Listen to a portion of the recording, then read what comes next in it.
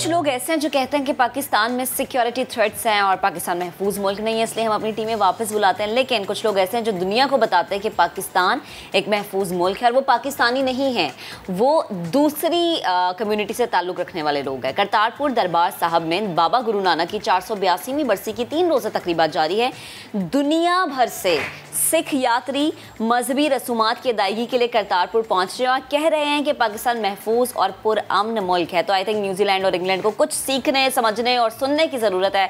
मजीद बात करेंगे अपने नुमाइंदे काशिफ जावेद से। जी काशिफ। पाकिस्तान एक पुरअमन मुल्क है और यहाँ के बासी अमन से मोहब्बत करने वाले हैं। इसकी जिंदा मिसाल दरबार साहब करतारपुर है, जो कि अक़लियतों के हकूक़ के तहफ़्फ़ुज़ की ज़ामन है। आइए यहाँ पे दुनिया भर से आने वाले सिख कम्युनिटी से पाकिस्तान के बारे में उनके जज्बात जानते हैं।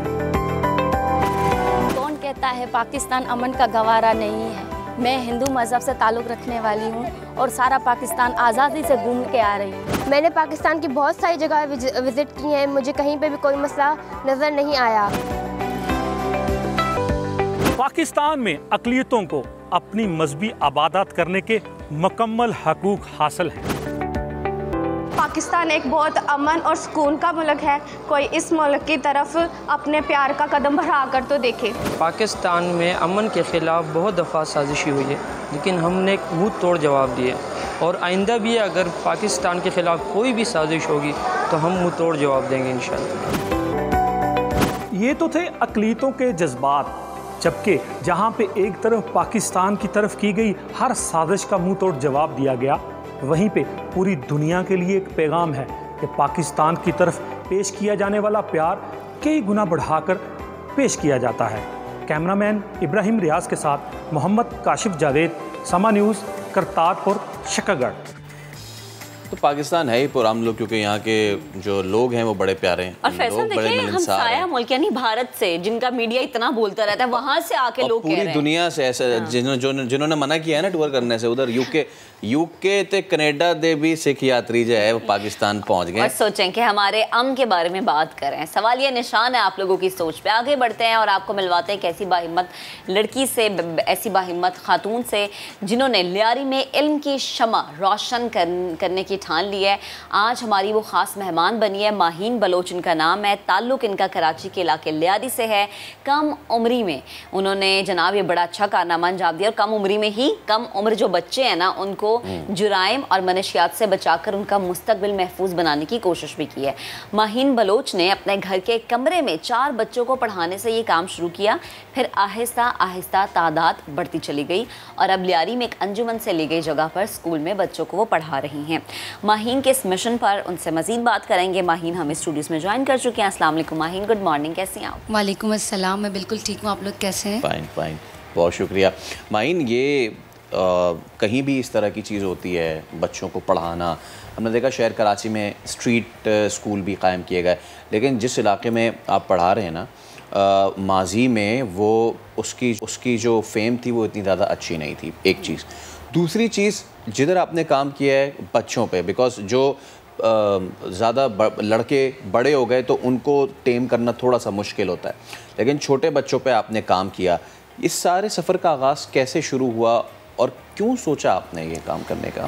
जाहिर सी बात है, जिस एरिया से मैं बिलोंग करती थी, मैं खुद ऐसे प्रॉब्लम फेस करती थी, लेकिन मेरे पेरेंट्स बहुत सपोर्टिव थे। मैं हर इंटरव्यू में कहती थी कि मेरी बाबा की वजह से ही मैं इतने आगे तक आई हूँ और मैंने काम किया। तो मैं देखती थी कि मैं स्कूल जा रही हूँ, मेरे फैमिली में मेरे बच्चे, मतलब मेरे सिस्टर थे, मेरे और कज़न्स थे, वो स्कूल जा रहे थे, लेकिन हमारे एरिया में मतलब ये था कि बच्चे नहीं जाते थे, बहुत रेशियो कम था।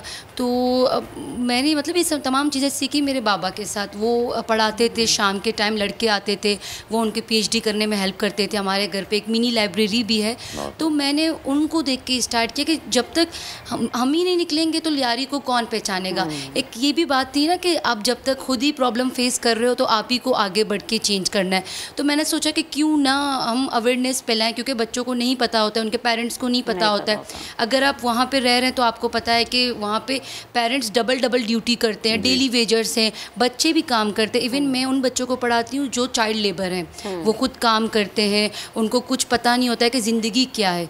तो उनको एजुकेशन की तरफ लाना बहुत चैलेंजिंग था, लेकिन अब 5 साल हो गए हैं, अब माशाल्लाह से लोग पहचानते हैं, लियारी बदल चुका है। कहते हैं ना कि हर दिन वही हालात नहीं रहते, अगर आप आगे बढ़ते हो, आप मेहनत करते हो तो आपके हालात चेंज हो सकते हैं। तो पहले मैं अकेली होती थी, काम करती थी, बहुत छोटी थी उस वक्त, पहले एक्सपीरियंस भी नहीं था। अब माशाल्लाह से 5 साल हो गए, एक्सपीरियंस भी है और टीम भी बना दी हम लोगों ने मिस्ताक फाउंडेशन के नाम से। एक तो ये था कि मुझे अपने कल्चर को भी आगे ले जाना था, तो इसलिए मैंने एक बलोची नाम रखा ताकि मैं दुनिया को दिखाऊं कि हम लियारी से, देखो ज़रूरी नहीं कि आप छोटे शहर से, छोटे इलाके से हो, आपका मुस्तकबिल बड़ा नहीं हो सकता। आपकी सोच अगर बड़ी है तो आप कहीं भी जा सकते हो। तो इसीलिए मैंने ये काम शुरू किया, क्योंकि जब तक हम पढ़े लिखे नहीं होंगे हमारे प्रॉब्लम सॉल्व नहीं हो सकते। कोई भी इलाका ना वो छोटा बड़ा नहीं होता, लोगों के जो रहते हैं ना वहाँ पे, वो सोच छोटी या बड़ी होती है। मैं 4 बच्चों से उन्होंने शुरू किया। मैं ये पूछने वाली थी कि 4 बच्चों से ये सफ़र शुरू हुआ, अभी सफ़र कहाँ तक पहुँचा? कितने बच्चे हैं जो कि आपकी फाउंडेशन में इस वक्त ज़ेर तालीम है? 4 बच्चों से हमने स्टार्ट की। ये कहानी तो बहुत ही मेरे लिए इमोशनल भी है। मैं बहुत ही, मतलब ऐसा है कि मेरी फैमिली बन गई थी। तो अब माशाल्लाह से हमारे पास बहुत से बच्चे ऐसे हैं कि उन्होंने कॉलेज तक पहुंच गए। अभी रिसेंटली हमारे पास 60 से अबव बच्चों ने फर्स्ट ईयर और सेकेंड ईयर के एग्ज़ाम दिए, क्योंकि हम इन बच्चों को तैयार करके कॉलेज भेजते हैं, उनको तैयार करके मैट्रिक के एग्ज़ाम करवाते हैं। प्राइवेट कुछ बच्चे नहीं जा सकते, जैसे बड़ी लड़कियों की अगर मैं बात करूँ तो उन्होंने अपनी पढ़ाई छोड़ दी, तो हम उनको प्राइवेट सेक्टर में लगा देते हैं। लड़के जो हमारे साथ हैं, अब तो मैं बड़े बच्चों को भी पढ़ाना स्टार्ट कर दिया, क्योंकि हमें जब तक हम उनको रास्ता नहीं दिखाएंगे तो जाहिर सी बात है वो गलत रास्ते पे चले जाएंगे। तो वो हम क्या करते हैं, उनको प्राइवेट सेक्टर में लगा देते हैं कि वो काम भी कर सके और आगे की पढ़ाई भी कर सके। अभी हमारे पास एक्टिव बच्चे 150 बच्चे हैं, उनमें 3 सेक्शन है। प्राइमरी सेक्शन है हमारे पास, लोअर प्राइमरी सेक्शन है और सेकेंडरी सेक्शन है। अब मैं क्या करती हूँ, मैं मैनेजमेंट का काम देखती हूँ और खुद इंग्लिश सब्जेक्ट्स पढ़ाती हूँ। मेरे साथ जो मेरे टीम मेंबर हैं वो भी सोशल मीडिया के थ्रू मेरे साथ कनेक्ट हुए हैं, वो भी वॉलंटियर करते हैं। मतलब ऐसा नहीं कि हम किसी से कुछ पैसे लेते हैं, ना पैसे देते हैं। तो वो फेसबुक के थ्रू मुझसे कनेक्ट हुए हैं। कुछ इवेंट्स में आए, जैसे हम समर कैंप रखते हैं तो कुछ हमारे साथ इवेंट में कनेक्ट हुए हैं, तो वो क्लास लेते हैं। कुछ वीकली 3 दिन क्लास लेते हैं। इसी तरीके से हमारा काम चल रहा है। एक बड़ा अहम मुद्दा है, देखिए इस जैसे मैंने जिक्र किया पहले भी, स्ट्रीट स्कूल भी कराची में हमने देखे, और लोग अपने कुछ यूनिवर्सिटीज़ हैं जो कि ऑफ टाइमिंग्स में आसपास के जो स्लम एरियाज़ हैं उनके बच्चों को, अपने स्टूडेंट्स को इनकरेज करते हैं कि वो जाकर उनको पढ़ाएं। बट जब हम बात लियारी की करते हैं, इट सैडन्स मी टू से दिस, बट उससे कुछ ऐसी नेगेटिव चीज़ें जुड़ गई थी शुरू में, चाहे वहाँ पे जो लड़ाई थी एक वो मामला था, इसके अलावा छोटे छोटे बच्चे जो थे वो बड़ी ख़तरनाक चीज़ों की तरफ बढ़ रहे थे, मनशियात हो गई, उसमें दीगर नेगेटिव चीज़ें हो गई। ये जो आपने काम किया है इसमें आप कैसे सक्सेसफुल हुए? बिकॉज एक ऐसी लत में पड़ना कि जिससे बड़ी बड़ी ऑर्गेनाइजेशन सक्सेसफुल नहीं होती बच्चों को निकालने में, तो आपने ये कैसे काम किया? उनको नशे से हटाना एक चीज़, उसके बाद उनको तालीम पे लगाना, आपने एक तीर से 2 शिकार कैसे किए? असल बात ये है कि मैं जिस स्कूल में पढ़ती थी, जाहिर सी बात है हम लोकल स्कूल में पढ़ते थे लियारी के, तो मैंने खुद सवाल पूछने पे मार खाया। मतलब आप सोचे कि मैं जब स्कूल लाइफ में थी हम सवाल पूछने पे मार खाते। तो मैंने जब ये काम स्टार्ट किया तो मैंने वो एजुकेशन जो सिस्टम हमारा है, कहना तो नहीं चाहिए लेकिन कहना ज़रूरी है, तो वो क्या करते वो बस पैरट बनाते, रट्टाफिकेशन करते। तो मैंने इस चीज़ को चेंज किया, क्योंकि जब तक हम प्रैक्टिकली बच्चों में काम नहीं करेंगे, अगर मैं किसी चाइल्ड लेबर को लिख कर आऊँ, उसे एक बुक दे दूँ तो बच्चा नहीं पढ़ पाएगा, उसे इंटरेस्ट ही नहीं होगा। तो हमने क्या किया, हम उनको डेली लाइफ के बारे में बताते थे। हम जैसे मेरी बड़ी सिस्टर है हानी बलोच, तो वो क्या करती थी, वो हमें एक्टिविटीज़ प्लान करवाती थी। जैसे हम छोटे छोटे एक्टिविटी करते थे, गिफ्ट सेरेमनी करते थे, ताकि हम उनको मोटिवेट करें। एक तो होता है ना एप्रिसिएशन, जब तक आप इन बच्चों को एप्रिसिएट करोगे, उनको आगे लेकर आओगे, वही इंटरेस्ट आपको दिखाएंगे। तो मैंने इस तरह से काम किया और मैंने रट्टाफिकेशन को दूर रखा, ताकि हम बच्चों को प्रैक्टिकली समझाएं, कि उन्हें लाइफ के बारे में बताएं। उनको मैं लोगों की बायोग्राफी दिखाती थी, जो हमारे जो लोग हैं, जैसे आइडियल लोग हैं जिन्होंने काम किया, जिनके पास कुछ था भी नहीं, तो उनसे क्या होता था, उनमें इंटरेस्ट बढ़ती थी, इंस्पायर होते थे। और हम ये नहीं करते कि अगर आप साइंस नहीं पढ़ सकते आप साइंस पढ़े। तो हर बच्चे की कैपेबिलिटी है। हाँ बिल्कुल, जाहिर सी बात है, एक बच्चा है, मैं खुद देखूँ, मैं सिंधी में बहुत वीक थी, स्कूल स्कूल टाइम की बात है। तो ये होते हैं बच्चों में, मैं अपने आप को देख के ही उनको पढ़ाती थी कि क्या क्या मैंने फेस किए हैं। अब मुझे एक्टिंग का बड़ा शौक था, हमारे स्कूल में कोई एक्ट नहीं प्ले किया जाता था, तो मेरे बाबा की वजह से मैं आहिस्ता आहिस्ता अपना एक बैंड मैंने बना लिया जो हम लाइव थिएटर करते हैं। अच्छा। तो इसकी वजह से क्या होता है, बच्चों में इंटरेस्ट बढ़ता गया। तो जब मैं जैसे बड़ी होती गई, मैंने सोशल मीडिया को देखा, समझा, सीखा। मैं फर्स्ट ईयर में थी, मुझे याद है कि मैंने पहली अकाउंट बनाया अपने फेसबुक पे। तो उसमें क्या होता था, मैं अपनी स्टोरी शेयर करती थी, तो लोगों को बताती थी कि लियारी ये है। ज़ाहिर सी बातें, हालात बहुत ख़राब थे। मैं खुद कॉलेज टाइम में लियारी से बाहर निकली, मैंने विमेन कॉलेज से पढ़ाई अपनी आगे बढ़ाया, क्योंकि मैं चाहती कि मैं अपने माहौल को चेंज करूं और लोगों को बताऊं भी कि मेरी कोशिश क्या है। तो जब मैं वहाँ पे गई तो मैंने वहाँ पे काम किया। वहाँ पे मुझे याद है 2015 में आर्ट्स काउंसिल में एक बड़ा प्रोग्राम हो रहा था, मैं लियारी से ही 9 लड़कियों को लेकर गई कॉलेज के थ्रू। तो वहाँ पे हमने लाइव थिएटर आर्ट किया, उसमें हमने फर्स्ट प्राइज़ जब हासिल की। तो एक होता है ना कि आप लियारी में अब लोग जानना स्टार्ट कर गए। तो हाँ, लोग, हाँ, यूथ फेस्टिवल में मैंने वहाँ पे रॉक दी बैंड के नाम से मैंने परफॉर्म किया था। तो मतलब ऐसी चीज़ें मैंने स्टार्ट करी और इसके बाद तो लोगों ने जानना शुरू किया। पहले तो लोग नहीं समझते थे कि क्या हो रहा है, तो वो एक सपोर्ट भी नहीं करते थे। जाहिर सी बात है, एक बलोच एरिया से निकलना, मेरी फैमिली बहुत स्ट्रिक्ट थी सिवाय मेरे पेरेंट्स के। हाँ, मेरे अब्बा बहुत सपोर्टिव थे। वो कहते थे कि एक लड़की है, सोशल मीडिया में आ रही है, इसकी मतलब न्यूज़ में आ रही है। तो मेरे बाबा बहुत सपोर्टिव थे, वो कहते हैं कि जब तक हम नहीं करेंगे तो कौन करेगा। और घर का एक मर्द अगर आपको सपोर्ट करो ना, फिर किसी की हिम्मत नहीं होती कि वो आपके रास्ते में खड़ा हो जाए। तो मुझे ये भी जानना है, जैसे आप अब फैसल ने भी सवाल किया ना कि वो बच्चे जो कि मुनशियात में मुब्तला हों या जुराइम, दीगर जुराइम में फंसे हुए हों, उनको बड़ा मुश्किल होता है एक ट्रैक पे लेकर आना, उन्हें बताना कि ज़िंदगी का ये हिस्सा आपने अब ये ज़िंदगी एंजॉय करनी है। बच्चे वापस भी चले जाते हैं, हाँ, झूठ भी बोल देते हैं। ऐसा कोई चैलेंज आपके सामने आया? बिल्कुल, जाहिर सी बात है, जब तक आपके पास देखिए प्लेटफॉर्म जब तक नहीं होंगे बच्चे गलत रास्ते पे चले जाएंगे। जब तक आप उन्हें प्लेटफॉर्म देंगे तो वो कभी भी नहीं जाएंगे। तो देखिए मिस्ताक में हमने पिछले 5 साल से काम किया। इवन हमारे पास कोई बड़ा डोनर भी नहीं है या ना कोई गवर्नमेंट की तरफ से सपोर्ट है। ये काम हमने यूथ ने ही किया। जैसे सोशल मीडिया के अगर आप पेज को देखें तो वहाँ से लोगों ने हमें सपोर्ट करना स्टार्ट किया। कुछ बाहर से ट्रेनर्स थे, उन्होंने हमें देखा, मुझे मेरी स्टोरी सुनी, तो वो फ्री ऑफ कॉस्ट आते थे। जब बच्चों को प्लेटफॉर्म मिलना स्टार्ट हुआ, जब वो देखते थे कि हम स्कूल फ्री में जा रहे हैं, हमें बुक्स मिल रहे हैं, हमें इज़्ज़त मिल रही है। जाहिर सी बात है, जब वो रास्ता है वहाँ पे आपको इज़्ज़त नहीं मिलती। जब वो मेरे साथ कनेक्ट होते थे उनको रिस्पेक्ट मिलती थी। मैं उनको जैसे यूनिवर्सिटीज़ विजिट करना, मैं उनको NID भी लेकर गई थी, IBA यूनिवर्सिटी में हमने प्ले किया था। तो वो लोग जान गए थे कि ज़िंदगी ये है। तो इससे बहुत से बच्चे कामयाब भी हुए। अभी हमारे पास इतने सारी लड़कियाँ जो अपना बिजनेस कर रही हैं, घर बैठे ही कर रही हैं। और यूनिवर्सिटी मेरी खुद की टीम, मतलब मुझे इतना फ़ख्र महसूस होता है कि मेरी टीम में तमाम लड़के जो है वो BS कर रहे हैं, यूनिवर्सिटी लेवल तक पहुंच गए। तो ये भी चीज़ें, छोटी छोटी चीज़ें हैं जिससे मुझे खुशी मिलती है कि हाँ चेंजेस हो रही हैं। जाहिर सी बात है, आप 100% तो नहीं कर सकते, लेकिन आप 10% तो एटलीस्ट कर सकते हैं। अब फॉर यू आपने कहा कि छोटी चीज़ें हैं, लेकिन ये बिल्कुल भी छोटी चीज़ें नहीं, बहुत बड़ी चीज़ और बहुत बड़ा चैलेंज है। जैसे कि आपने खुद कहा कि आप ना अपने कल्चर को भी प्रमोट करना चाहती है। पाकिस्तान गुलदस्ता है और उस गुलदस्ते में मुख्तलिफ रंगों के फूल हैं और यही हमारी सकाफ़त है। आपने भी माशाल्लाह बड़ा बलोची जो सकाफ़ती ड्रेस है वो भी ज़ेबतन किया हुआ है। नाम जो आपने रखा है ना मिस्ताक, मैं बलोची ज़ुबान का मैं चाहता हूँ इसका मतलब आप बताएं। इसका मतलब है गुड न्यूज़। जैसे हम कहते हैं ना बलोची में मिस्तागी, जैसे खुशखबरी देना किसी को, तो इसका नाम है गुड न्यूज़। मैं चाहती थी कि मैं इस प्लेटफॉर्म के ज़रिए मतलब अच्छी बातें लोगों तक पहुँचाऊँ। जाहिर सी बात है, यहाँ पे देखें हम क्या करते हैं, हम वेट करते हैं कि ये नहीं किया, गवर्नमेंट ने काम नहीं किया, एरिया में लोग नहीं करते, मैं जानती हूँ, लेकिन हमें लोगों को जगाना तो है। जब तक हम नहीं जगाएंगे वो ज़िंदगी भर सोते रहेंगे। और तो चाहे इसके लिए कोई भी कोशिश हो, वो कोशिश छोटी या बड़ी नहीं, लेकिन आपकी सोच जो है ना वो बड़ी होनी चाहिए ताकि आप उस कोशिश में कामयाब हो जाएं।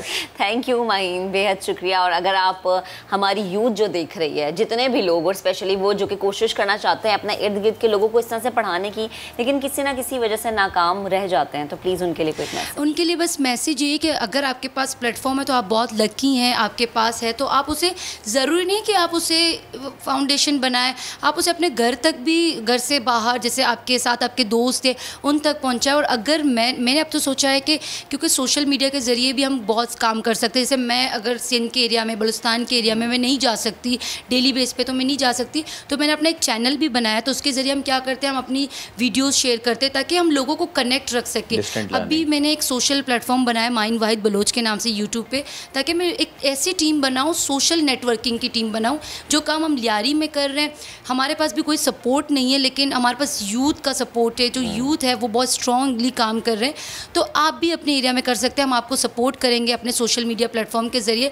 तो आप हमारे साथ कनेक्ट रहें और अपने एरिया में भी काम कर सकते हैं। और मैं चाहूँगा कि नया दिन देखने वालों को आप बलोची ज़बान में इस जो आपका एंडीवर है इस हवाले से पैगाम दें यूथ को भी और नया दिन के सारे स्पेक्टेटर्स को भी।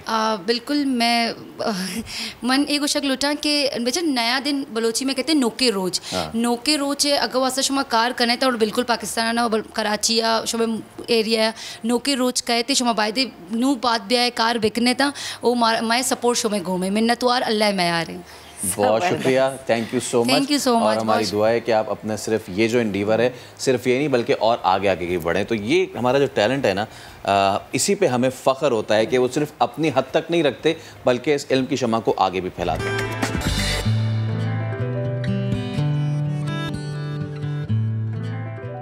आँखें अल्लाह ताला का एक अनमोल तोहफ़ा है। देखा यह गया है कि ज़्यादातर अफराद अपनी आंखों की हिफाजत नहीं करते। इसके नतीजे में या तो उनकी बसारत कमज़ोर हो जाती है या फिर कोई ना कोई आर्जा लाक हो जाता है। आज हम आपको बताएंगे कि आंखों को सेहतमंद रखने के लिए क्या एहतियाती तदाबीर इख्तियार करनी चाहिए और कौन कौन सी आदत बीनाई कमज़ोर होने का सबब बनती है। बिल्कुल, इसी पर बात करने के लिए हमें ज्वाइन किया है माहिर अमराज़ चश्म डॉक्टर मोहम्मद हमजा ने। अस्सलाम वालेकुम डॉक्टर साहब, गुड मॉर्निंग, कैसे हैं आप? जी अस्सलाम वालेकुम। अच्छा, सबसे पहले तो सवाल ये कि बहैसियत डॉक्टर आप ख़ुद अपनी आंखों को खूबसूरत रखने में, अपनी नज़र को तेज़ रखने में क्या करते हैं ताकि आम आवाम भी वो शुरू कर दें? देखिए वही को ख़ास नहीं है, लेकिन एक स्क्रीन टाइम हम कोशिश करते हैं कि कम करें। आजकल मोबाइल फ़ोन में, स्मार्टफोन में ब्लू लाइट फ़िल्टर एक चीज़ है जो कि मैं मगरिब के टाइम ऑन करता हूँ और फजर तक ब्लू लाइट फ़िल्टर ऑन रहता है। अच्छा। तो उससे अगर हम स्क्रीन टाइम रात के टाइम यूज़ कर रहे हैं, चाहे वो लैपटॉप हो, मैकबुक हो या आपका स्मार्टफोन हो, तो उससे आँखें किसी हद तक बची रहती हैं, उस पर स्ट्रेन नहीं पड़ता।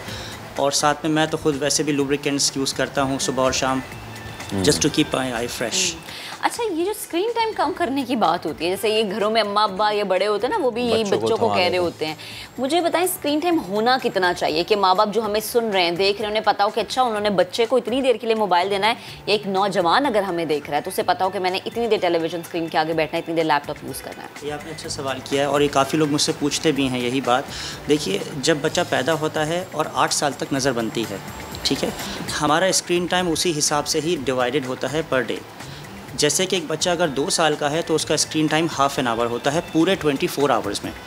जब बच्चा 3 साल का होता है तो वो 2.5 हो जाता है, 2.5 घंटे जिसको हम कहते हैं। अच्छा, ठीक है, सॉरी 2.5 ईयर्स का जब वो होता है तो आधा घंटे से वो 1 घंटा हो जाता है, ठीक है।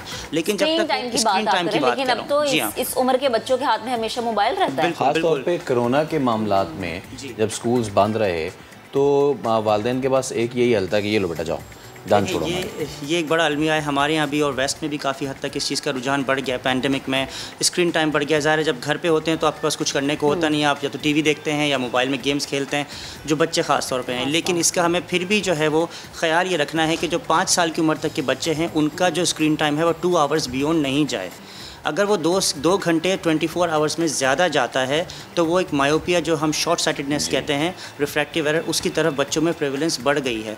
ये सिर्फ एशिया में नहीं है, ये पूरे वर्ल्ड में, स्पेशली चाइना में तो ये 5th लीडिंग कॉज बनता जा रहा है, क्योंकि वहाँ पॉपुलेशन भी ज़्यादा है, वहाँ बच्चे भी इसी तरह से यूज़ करते हैं स्क्रीन टाइम। तो प्रेवलेंस ऑफ मायोपिया चाइना में बहुत ज़्यादा बढ़ गई है, followed by US and UK। अच्छा, वैसे अब हमने देखा कि पाकिस्तान में भी सफ़ेद मोतिया, इसका ये भी बीमारी ज़्यादा बढ़ती जा रही है। तो क्या गैर मतवाज़न खुराक अगर हम खा रहे हैं या हम बच्चों को दे रहे हैं, ये भी एक रीज़न है कि अच्छा आपकी खुराक अच्छी नहीं है, आपकी डाइट अच्छी नहीं है, जिसकी वजह से आपके साथ ये मसले हैं आंखों के? देखिए, सफ़ेद मोतिया बच्चों में तो इतना कॉमन नहीं है, वो ज़्यादातर बड़ों की उम्र में आता है। कुछ बच्चे पैदाइशी होते हैं सफ़ेद मोतिया के साथ, वो डिफरेंट, उनका जेनेटिक इशू होता है। लेकिन जो बड़ों में है, लेकिन हाँ कंपेयर टू वेस्ट, हमारे यहाँ कैटरेक्ट की फॉर्मेशन बहुत अर्ली एज में हो जाती है। मेरी अपनी मदर का फादर की जो सर्जरी 52 में हो गई थी। हालांकि वेस्ट में अगर आप जाते हैं तो वहाँ 60-70 ईयर्स में जाके कैटरेक्ट की सर्जरी होती है। तो हमारी डाइटरी इंटेक हैं, हमारे यहाँ डायबिटीज़ हैं, एनवायरमेंटल फैक्टर्स हैं, UV लाइट हैं, ये सब चीज़ें अपना रोल प्ले करती हैं कैटरेक्ट की फॉर्मेशन में। अच्छा। हम लोग, आपको पता है, बहुत ज़्यादा ऑयली खाना भी खाते हैं, मीठा भी, मीठे में भी लिहाज नहीं करते हैं, स्पाइसी भी खाते हैं। और स्मोकिंग भी कुछ लोग करते हैं, तो ये सब चीज़ें कंट्रीब्यूट करती हैं आपकी अर्ली कैटरेक्ट फॉर्मेशन को। अच्छा, अब जैसे अगर मैं ये अपने लिए सवाल पूछूं कि लेंस लगाते हैं हम डेली रूटीन में, तो ये जो लेंस होता है ये भी कहते हैं कि आपकी आंखों को नुकसान पहुंचाता है, डेली बेसिस पे नहीं लगाना चाहिए। एक ये चीज़, दूसरा ये चीज़ होता है कि आप सब लगा रहे हैं लेंस और वो पूरा दिन लगे हुए हैं और फिर शाम को जाके आप मेकअप भी रिमूव करें और आपने लेंस भी तभी अपने रिमूव के, ये ज़्यादा नुकसान पहुँचाता है। देखिए, लेंसेज लगाना मसला नहीं है, लेकिन लेंसेज की केयर ज़्यादा इशू है। हमारे यहाँ और वेस्ट में हर जगह यही सबसे ज़्यादा एम्फेसिस होता है कि लेंस की केयर को हम उनको बताएं। एक दिन में 10 घंटे से ज़्यादा कॉन्टैक्ट लेंस नहीं लगाना चाहिए, लेकिन अच्छी क्वालिटी की हो ना वो भी, और क्वालिटी अच्छी भी हो। बिल्कुल, लेकिन एक दिन में 10 घंटे आप लेंस लगाइए। पानी से बचाइए, अगर आपके हाथ गीले हैं तो उससे लेंस को टच ना करें। जब आप लेंस उतारें रखें, अच्छी तरह हाथ को ड्राई करें और फिर लेंस को उतारे रखें। जैसे मैंने कहा कि एक दिन में 10 घंटे से ज़्यादा नहीं यूज़ करने चाहिए, तो हम रिकमेंड करते हैं कि आप daily disposable contact lens use कीजिए। अच्छा, अगर आप मंथली वेयर पे जाते हैं या लॉन्ग टर्म वेयर पे जाते हैं, उससे आपकी आई में इन्फेक्शन के चांसेस भी बढ़ जाते हैं। नहीं, मैं लगाती नहीं, मैं वैसे बिल्कुल जो भी देख रहा है और जो भी लगाना चाह रहा है वो ज़रूर लगाए, लेकिन आप डेली डिस्पोजेबल की तरफ जाएं। थोड़ा सा महंगा ऑप्शन है, लेकिन वो आपकी आई साइट को बहुत ज़्यादा सेफ रखेगा। ज़रा सा अगर आपको आँख में कुछ महसूस हो, ज़रा सी लाल हो या कुछ हो, तो आप फ़ौरन उस लेंस को डिस्कार्ड कर दें, उस लेंस को दोबारा ना लगाएं। लेकिन ज़ाहिर है हमारे यहाँ फाइनेंशियल इशूज़ भी होते हैं, लोग वो लेंस लगाते रहते हैं। तो कम एक्सपेंसिव है कि जब आपको आगे चल के अपनी आंखों की ट्रीटमेंट करानी पड़े। जी, अच्छा, एक चीज़ अब ज़रा जानना चाह रहा था, ये आई ट्रांसप्लांट ये क्या चीज़ है? क्योंकि हमारे यहाँ ट्रांसप्लांटेशन कोई है तो हम समझते हैं कि जो पूरा ऑर्गन जो है उसको, अब ये पाकिस्तान में कितनी ज़्यादा अवेलेबल है इसकी फैसिलिटी, और क्या आई ट्रांसप्लांट का मतलब ये है कि पूरी की पूरी आई जो है उसको, या फिर इट्स कॉर्निया ट्रांसप्लांट? ये मुझे बताइए। देखिए, ये आपने अच्छा सवाल किया है। जब हम आंखों के ट्रांसप्लांट की बात करते हैं तो हम सिर्फ सामने का पर्दा, जिसको कॉर्निया कहते हैं, जो शीशा होता है आंख का, हम उसको रिप्लेस करने की बात करते हैं। पूरी आई कभी भी ट्रांसप्लांट नहीं होती है। और आपको हैरत होगी कि मैंने भी थोड़ा सर्च किया था पाकिस्तान में क्या प्रेवलेंस है, तो जो नंबर 2 कॉज है जिसमें पेशेंट की विजन डिक्लाइन होती है, वो सफ़ेदी आ जाना होता है कॉर्निया में। उनको एक्सेस ऑफ केयर नहीं होती, या होती है तो वो कॉर्नियल ट्रांसप्लांट नहीं हो पाता उनका। तो जब सफ़ेदी आ जाएगी तो उनकी नज़र बिल्कुल क्लोज टू ज़ीरो हो जाती है। कॉर्निया ट्रांसप्लांट जिस तरह आजकल जो हो रहा है, पहले जो होता था उससे बहुत फ़र्क आ गया है। अब हर चीज़ की इंडिकेशन बढ़ गई है। पहले एक होता था जिसमें 16 टाँके आते थे। अब जो कॉर्निया ट्रांसप्लांट हम कर रहे हैं या मैं कर रहा हूँ, जो मैं और भी लोग कर रहे होंगे आई एम श्योर, उसमें जो है वो कोई भी टाँका नहीं आता। और हम सिर्फ इतने सेलेक्टिव हो गए हैं कॉर्निया ट्रांसप्लांट में कि जिस लेयर में, क्योंकि कॉर्निया की 5 लेयर होती है, तो जिस लेयर में मसला है हम सिर्फ उसी लेयर को रिप्लेस करें। अरे ज़बरदस्त। अच्छा, तो ये जो जदीद टेक्नोलॉजी आई है, इससे जो पेशेंट की जो विजन है, एक तो उसकी रिहैबिलिटेशन बहुत क्विक हो जाती है। मतलब they can see as early as in 2 weeks उनकी ड्राइविंग विजन हो जाती है। और जो पहले की जो आती थी, जो सूचर रिलेटेड प्रॉब्लम आते थे कि जी कभी इन्फेक्शन हो रहा है, कभी काला मोतिया हो जाता है, क्योंकि लॉन्ग टर्म स्टेरॉइड यूज़ करने पड़ते हैं, जिसको ग्लूकोमा कहते हैं, उससे भी निजात मिल जाती है। और इसकी जो सबसे अच्छी बात यह है कि इसको जो रिजेक्शन या फेलियर चांसेस हैं, यानी कि आपकी बॉडी जो एक्सेप्ट कर सकती है और रिजेक्ट कर सकती है, उसके चांसेस भी कम हैं। तो सेलेक्टिव कॉर्नियल ट्रांसप्लांट का फ़ायदा ये होता है कि आपकी बॉडी जैसे 97% चांस होते हैं कि उसको रिजेक्ट नहीं करेगी, और 3% चांस होते हैं कि उसको रिजेक्ट कर देगी, कंपेयर टू जो प्रीवियस ट्रांसप्लांट हुआ करते थे जिसमें पूरे 16 स्टिचेस आते थे। उसके अंदर जो ट्रांसप्लांट रिजेक्शन चांस है अबाउट 15 to 20% चांसेस होते थे। तो हमने रिस्क फैक्टर भी रिस्क फैक्टर बहुत कम हो जाता है इससे। कुछ बच्चों का मैं चाह रहा हूँ ये पूछना आपसे कि कुछ का ये भी आता है कि वो बात करते हैं, नॉर्मल करते रहते हैं, लेकिन जब दे ट्राई टू कंसंट्रेट, उनसे ज़्यादा देर बात की जाए तो भैंगापन आ जाता है, डिफरेंस नजर आता है। हाँ, ठीक है। तो ये क्या चीज़ है? वो छोटे 5 साल के बच्चे हो गए, 6 साल के। देखिए, आपने बिल्कुल सही सवाल किया। ये जो छोटे बच्चे होते हैं उनमें रिफ्रैक्टिव एरर बहुत कॉमन होता है, और मैं हमेशा अपने पेशेंट्स को और लोगों को भी यही कहता हूँ कि जो बच्चे स्कूल गोइंग एज में हैं, up to 5 years of age, उनकी स्कूल भेजने से पहले एक दफ़ा ज़रूर नज़र चेक कराइए। अच्छा। जो भैंगापन आता है, कुछ तो पैदाइशी होता है जो बाद में जाकर अपीयर होता है, और कुछ रिफ्रैक्टिव एलिमेंट होता है, यानी कि उनकी नज़र कमज़ोर होती है, 2 आँखें एक इमेज को कॉन्जुगेट नहीं कर पाती हैं। तो उस वजह से उनकी आई डिसोसिएट हो जाती हैं, एक आंख बाहर चली जाएगी या एक आंख अंदर आ जाएगी। तो जो बच्चों का रिफ्रैक्टिव एरर चेक हो जाए अगर पहले, तो उससे उस चीज़ के बहुत बहुत अच्छे चांसेस होते हैं रिकवरी के। अच्छा, इसके रिकवरी के चांसेस होते हैं? बिल्कुल होते हैं, बिल्कुल। अच्छा, एक और चीज़ डॉक्टर साहब, जैसे कि अक्सर होता ही है कि आप दफ्तर से घर जा रहे हैं या आप किसी साफ इलाके से डस्टी वाले इलाके में चले गए, तो आपकी आंखों में सूजन पैदा हो जाती है, खारिश होती है, आप उसको ध्यान में नहीं रखते, घर के टूट के ठंडा पानी डाल लिया है, कुछ भी, ये चीज़ें आंखों को ज़्यादा फिर नुकसान पहुंचाती है, वो सूजन जो है वो ज़्यादा होना शुरू हो जाती है। हमारे यहाँ इन्वायरमेंटल बहुत ख़राब इन्वायरमेंट है, पोल्यूशन बहुत ज़्यादा है, डस्ट है, स्मोक है, हर चीज़ है। जब वो आंखों में जाती है तो वो अपनी इन्फ्लेमेशन कॉज करती है। और पाकिस्तान में एलर्जिक आई डिज़ीज़ बहुत ज़्यादा कॉमन है और इतना ही अंडर डायग्नोज भी है, क्योंकि हम लोग ज़्यादा केयर भी नहीं करते, हर उसकी चीज़ के लिए जाते भी नहीं है डॉक्टर के पास। बस जैसे आपने कहा ठंडा पानी डाल लिया, कुछ लोग अर्के गुलाब डाल लेते हैं, तो वो समझते हैं कि जी हम ठीक हैं। लेकिन वक्तन फ़वक्तन वो आहिस्ता आहिस्ता अपनी आँख में अपना काम कर रहा होता है। और फिर जब पेशेंट सुबह उठते हैं तो कहते हैं कि हमारी आँख लाल होती है, सूज जाती है, तो एक्चुअली वो इन्फ्लेमेशन उस लेवल पे आ चुकी होती है। तो बेहतर तो ये होता है कि जैसे अगर आप कर सकें तो डेली लुब्रिकेंट, जैसा मैंने कहा कि मैं भी सुबह शाम डालता हूँ, just to keep the eye fresh, वो अच्छा है, उसको जिसे कहते हैं सारा जो गंद कचरा है उसको साफ़ करते रहेगी।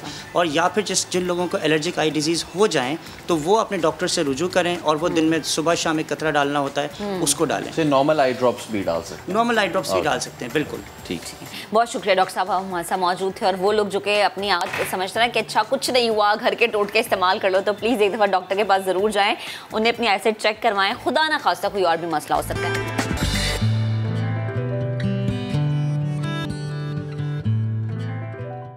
Welcome back. वैसे तो आपने कई होटल्स में चाय पी होगी, but to have a name like that, आज हमने उन्हीं शख्स को मदऊ किया है अपने स्टूडियो में कि जिन्होंने अपने नाम के साथ चाय वाला लगाया है। और क्योंकि उनके फ़िक्र बहुत आज़ाद है, उनकी सोच बहुत आज़ाद है, तो इसलिए उनका नाम है आज़ाद चाय वाला। सोशल मीडिया पर आपने अक्सर ये नाम सुना है, इनकी वीडियोस देखी हैं और नौजवान तबका इससे बखूबी वाकिफ़ है। आज़ाद भाई जो हैं वो कामयाब बिजनेसमैन हैं, और ना सिर्फ ये, not only a businessman but a leader, because leader वो होता है जो ना सिर्फ अपने आप को सक्सेसफुल करे बल्कि अपनी सक्सेस जर्नी, अपनी सक्सेस एक्सपीरियंस को दूसरों के साथ ऐसे शेयर करे कि वो बाकियों को भी एनेबल करे। जैसे कि एक जापानीज़ कहावत है कि अगर आपको किसी का एक दिन पेट भरना है तो आप उसको मछली पकड़ के खिला दें, लेकिन अगर आपको उसको ज़िंदगी भर उसका पेट भरना है तो आप उसको मछली पकड़ना सिखाएं।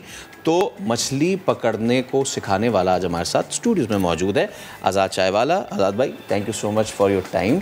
और आप कराची आए हैं और हम देख रहा था मैं सोशल मीडिया पे भी, आप मुख्तलिफ़ लोगों से मुलाकात भी कर रहे थे।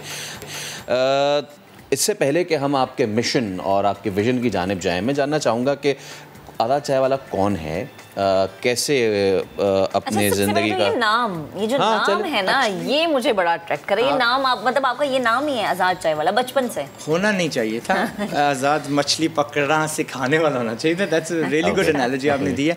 नो, इट्स नॉट माय असली name, it's an alias. Okay, अच्छा, तो कब आपने ये डिसाइड किया, ज़िंदगी का सफ़र कहाँ से शुरू हुआ, आप इब्तदाई दिनों में क्या कर रहे थे, और क्या शुरू से ही विजन था या फिर all of a sudden there was some turning point in your life और आपने कहा कि यार मैं अब मैंने इधर करना है, यानी सिखाना इनको? जी। सो अगर आपको मेरी कहानी नहीं पता, थोड़ी मुख्तसर रखता हूँ। 21 साल की उम्र में मैं डॉलर मिलियनेयर बन गया, IT इंडस्ट्री की बदौलत। तो चलते चलते जब मैं 25-26 का हुआ तो मुझे महसूस हुआ कि मैं पाकिस्तान आ रहा था एंड मैं जिधर भी जा रहा था मुझे इंफ्रास्ट्रक्चर नहीं मिल रहा था। मुझे इंटरनेट कैफ़ेज़ ढूंढनी पड़ती थी just to keep an eye on my office कि दुनिया में क्या हो रहा है। तो मैंने कहा नहीं यार, अगर मैंने IT से पैसे कमाए हैं, मैं इनको भी IT सिखाता हूँ। कोई नहीं सिखा रहा था। बच्चियाँ कॉलेज छोड़ के निकल रही हैं, they are future mothers, future यानी उन्होंने लगना है, लेकिन they don't know how to use a computer. तो सबसे पहले मैंने क्या किया, between girls school and a college 40 एक इंस्टीट्यूट खोला कंप्यूटर का। So it was carpeted, it was ACed, it was क्या कहते हैं जनरेटर एंड कलरफुल, जो चीज़ यहाँ पे नहीं होती, ताकि वो लड़कियाँ, उनके 2 माह रह गए थे। इन 2 माह के अंदर अंदर, क्योंकि half of them would have went on to future education और half of them would have had to gone into ज़िंदगी। तो मैंने उनको पहले सिखाया। तो फिर मैंने कहा दिस वर्कड इमीडिएटली। पहली बैच के अंदर 4 गर्ल्स का थैंक यू लेटर आया, 2 की जॉब्स लग गई, 2 ने वैसे थैंक यू बोला। मैं कहा दैट्स गुड। मैंने उसको रेप्लिकेट किया, 22 इंस्टीट्यूट खोल दिए। दीज वर फ्री मेरे खर्चे पे। I am paying for the locations, I am paying for the setup, everything. दौरान उसके कुछ डोनेट भी किए चर्च को, मदरसों को, प्रिजन को एक्सेट्रा के, वो खुद संभालेंगे, मैंने बस इंफ्रास्ट्रक्चर दे दिया। 4-5 इयर्स गुजर गए, 2014-15 तक पहुंचा, तो मुझे महसूस हो रहा है कि इसका इम्पैक्ट उतना नहीं, मैं कितने खोलूँगा, मैं गवर्नमेंट तो है ही नहीं, यानी it's costing me millions of dollars, लेकिन मैं गवर्नमेंट नहीं हूँ। वीडियो आ गया, रेहान अल्लाह वाला को देखा जी, तो I was like if this man can do it, हाँ ये he is got the right idea, तो मैं भी वीडियोस बनाता हूँ। तो वीडियो पहला बनाया, आई गॉट 7 व्यूज़। कोई नहीं, है हिम्मत हारने वाला बंदा नहीं, ऑलमोस्ट यानी ज़ीरो से हमेशा बंदा स्टार्ट करता है, छोटा स्टार्ट करता है। सो आई केप्ट पुशिंग इट, तो today I am in front of you अल्हम्दुलिल्लाह। मेरा सिर्फ काम है बच्चों को ये बताना कि लोग जो आपको बताया जाता है ट्रेडिशनली वो सारा झूठ है, राइट? आपकी इज्जत होनी है दुनिया में अगर आपके पास पैसा है, हलाल। आपकी कदर दुनिया में बढ़नी है अगर आपके पास पैसा है। आपकी कदर बढ़नी है if you have a skill. कोई किसी को मुंह नहीं लगाता जो उनके काम नहीं आता। This is the reality of life. I don't care आपके पास PhD है, डॉक्टर लगा हुआ आपके नाम के आगे, नो। अगर आप असली वाले डॉक्टर हैं, आप किसी के मर्ज़ की इलाज कर सकते हैं, उनके दुख में उसको कम कर सकते हैं, तो दे विल वैल्यू यू। तो बस वो सिखाना शुरू कर दिया। शुरू में तो बड़ा एहतजाज हुआ, उनको इस अवाम को पता ही नहीं था स्किल क्या होती है, तो आज इज्जतें दे रहे हैं, बट 4-5 ईयर्स को उसमें से गुजरना पड़ता है। बट मैं भी यानी मैं यही चीज़ आपसे पूछने वाली थी कि जब आप कोई काम करते हैं ना, आपको पॉजिटिव रिस्पॉन्स, जैसे आपने ना थैंक यू कहा, इसका नेगेटिव भी मिलता है। तो अभी भी हमारी सोसाइटी में ये होता है कि अच्छा डिग्री है, लेकिन अगर आपके हाथ में हुनर है तो ये कहते हैं ना कि अगर हुनर है तो आप भूखे नहीं मरते। तो ये जो नेगेटिव कमेंट्स, लोगों की नेगेटिव सोच या उनका नेगेटिव रवैया आपने फेस किया, और ये जो था कि अच्छा डिग्री नहीं हुनर होना चाहिए, और हुनर अगर है तो आप पैसा भी कमा सकते हैं, आप जो है नाम भी बना सकते हैं, ये समझते नहीं है कि हुनर इज़ तालीम। हुनर तालीम का बाप होता है। आप तालीम लेते हैं और फिर आप हुनरमंद होते हैं। तो मैं उनको डायरेक्टली वहाँ पे बेच रहा हूँ, ठीक है? ये कहते नहीं भाई हमने घूम फिर के आना है, अपना वक्त ज़ाया करना है, पैसा ज़ाया करना है, जवानी ज़ाया करनी है। दुनिया 18 साल की उम्र में बच्चा मार्केट में उतर जाता है, हमारा 28 पे सोचता हो कि यार अब्बू सिफारिश करेंगे वापडा के साथ, के इलेक्ट्रिक के साथ, फ़लाँ मैं पहुँचूँगा। तो वी हैव दैट डिसएडवांटेज। और गरीब मुल्क को डिसएडवांटेज नहीं होना चाहिए। हमारे यहाँ तो भाई 14 में शुरू होना चाहिए। मैं 12 की उम्र में शुरू हुआ था टाफ़ियाँ बेच के, and that was an amazing learning experience मेरे लिए, क्योंकि कुदरती एट 14 हमारे साथ हादसा ऐसा हुआ कि मेरे अब्बू का एक्सीडेंट हुआ, and he was the sole bread earner for the entire ख़ानदान। बड़े थे ख़ानदान के, इनके छोटे छोटे बहन भाई हैं, हम थे एक्सेट्रा।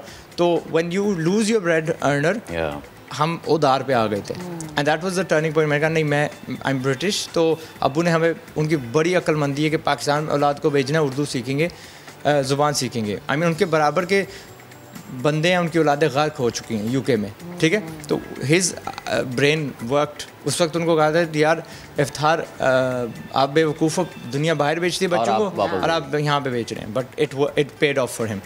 तो फिर मैं गया UK, रेडी वगैरह लगाई, कॉन्फिडेंट था ना मैं बेच सकता हूँ, and the whole journey started. उस वक्त पहले शौक से किया, बाइक लेनी थी, अब ज़रूरत के वक्त मेरे पास वो स्किल था, वो झिझक नहीं थी, सो आई डिड इट।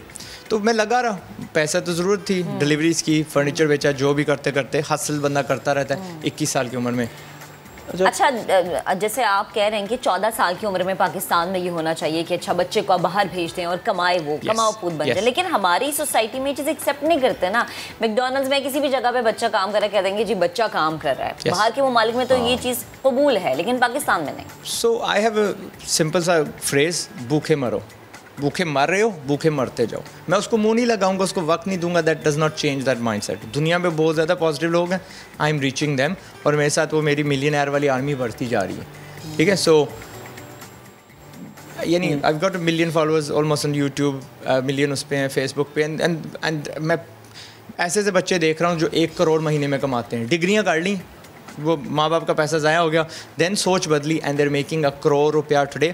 क्या बेच रहे हैं? हैंड बैग्स बेच रहे हैं, यहाँ से शिप होते हैं, अमेरिका जा रहे हैं, ठीक है? क्या कहते हैं, पावर पॉइंट्स बना रहे हैं, देर डूइंग, क्या कहते हैं, ग्राफिक डिज़ाइनिंग कर रहे हैं। तो महीने की कोर्स करते हैं, महीने में कुछ सीखते हैं, या ख़ुद कोर्स भी ना करें, यूट्यूब पे सीख के मुफ्त का वो लग जाते हैं। सिस्टर्स, क्या कहते हैं, बाइज, हर जगह जो एक नया तबका है, देर बिकमिंग द न्यू मिलियनर्स, नई फोर्स बन रहे हैं। एज फार एज माँ बाप हैं, वो अगली जनरेशन के लिए मैं खुश हूँ, बट इस जनरेशन को भी तो सेव करना ही है ना। Absolutely, that's why I am using your platform.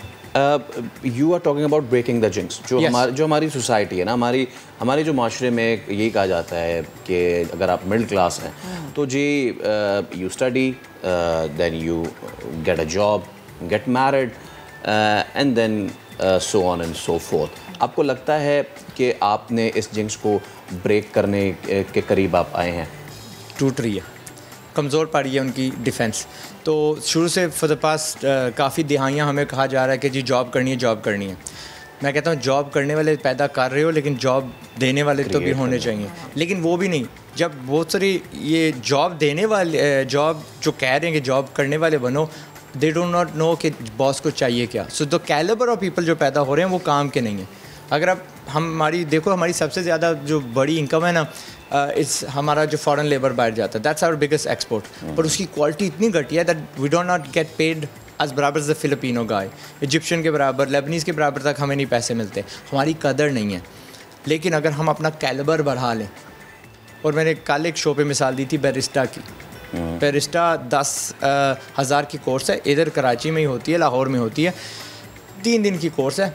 आप बड़ी से बड़ी डिग्री ले लें, डॉक्टरेट की जो भी है, आपको कोई मुँह नहीं लगाएगा, बिकॉज आप मेरे लिए कर क्या सकते हो। लेकिन when this guy goes abroad, Saudi जाएगा, दुबई जाएगा, न्यूयॉर्क जाएगा, पढ़ने के लिए भी जाएगा, तो मैं कहता हूँ ये 7 हुनर लेके जाओ। So at the evening you can work in this coffee shops. तो आप वहाँ पे कम से कम आपकी मार्केट तो है ना यार। मैं किसी होटल में, किसी कॉफ़ी शॉप में, किसी रेस्टोरेंट में ये काम तो कर सकता हूँ। 3 दिन की बात है, वो यहाँ पे 72 महीने लगा देते हैं, right, in degrees, and they come out is nothing. Okay, अच्छा, मैं अब ये जानना चाह रहा था कि देखें, ये वाली तो हमारी जनरेशन है ना पूरी, हमने ये भी देखा अपने मुल्क में कि पहले डॉक्टर्स बन गए, इंजीनियर्स बन गए, उसके बाद जी उसका फ़ीवर उतरा तो जावा और एकल का आ गया, तो सारे डॉक्टर्स उधर भागने लगे। फिर जो उसका फ़ीवर उतरा तो जी अब MBA आ गए, तो लोग इंजीनियरिंग करके MBA कर रहे हैं। इल्म हासिल करें एंड उसमें कोई बुराई वाली बात नहीं है, लेकिन हम ये नहीं देख रहे कि हम जितना टाइम लगा कर आए हैं पीछे, इज़ इट वर्थ कि हम उसके बाद 25,000 की नौकरी करें? इज़ इट वर्थ कि हम उसके बाद 18,000 की क्लिनिक करें? एक ये चीज़। दूसरी चीज़ ये कि फ्रीलांसिंग फील्ड मैं पूछना चाह रहा था कि बड़े हमारे जहनों में आता है फ्रीलांसिंग। व्हाट इज़ फ्रीलांसिंग, और क्या फ्रीलांसिंग में सिर्फ IT रिलेटेड जॉब्स हैं या IT रिलेटेड अपॉर्चुनिटीज़ हैं, या फिर फ्रीलांसिंग में और भी दीगर चीज़ें? फ्रीलांसिंग में थोड़ा टच करता हूँ। कमिंग बैक टू जो आपने इल्म का लफ्ज़ इस्तेमाल किया, रियलिटी ऑफ पाकिस्तान इज़ कि 99% ऑफ द यूनिवर्सिटीज़ जो आप समझते हैं कि आप इल्म लेने जा रहे हो, इट्स अ रट्टा। इल्म होता है कुछ सीखना, कुछ बदलना, आप में तब्दीली आती है, आपको सोचने देते हैं। वहाँ पे आपको सोचने ही नहीं देते। इट्स किताबें ऐसी जो 20 साल पुरानी हैं, ठीक है, तो उसमें इल्म की अपडेटिंग नहीं हुई। जो मैंने इंग्लिश में पढ़ा था ना क्लास 10th में, वो आज भी है ना, बच्चे क्लास 10th में वही पढ़ा। अफसोस, दुनिया बदल गई है, लेकिन देख लें। सो एक तो ये मैं कहता हूँ कि इनको यूनिवर्सिटी मत भेजो, आप अपने पैसे ज़ाया कर रहे हो, इनको कोर्सेज छोटी लगाओ, ये सेल्फ लर्निंग में लगाओ, ये दुनिया में धकेल दो। मेरे बच्चे हैं 8, 9, 10 जितनी उम्र के हैं, देर अर्निंग, हाँ छोटी हैं। अबू मेरी बेटी कहती है, Abu I got a $40 order. मैं कहता हूँ शाबाश, आई गॉट अ $10 ऑर्डर अपने iPhone 6 से, ठीक है। मेरी बेटी अगर 12 साल की इतनी काबिल है, तो आई कैन नॉट इमेजिन वो कितनी काबिल होगी जब वो 20 की होगी। She'll be a formidable force. और मैं चाहता हूँ मेरी हर बेटी पाकिस्तान में ऐसे हो, बट हम तवज्जो ही नहीं देते कि इनको कुछ सिखाएं।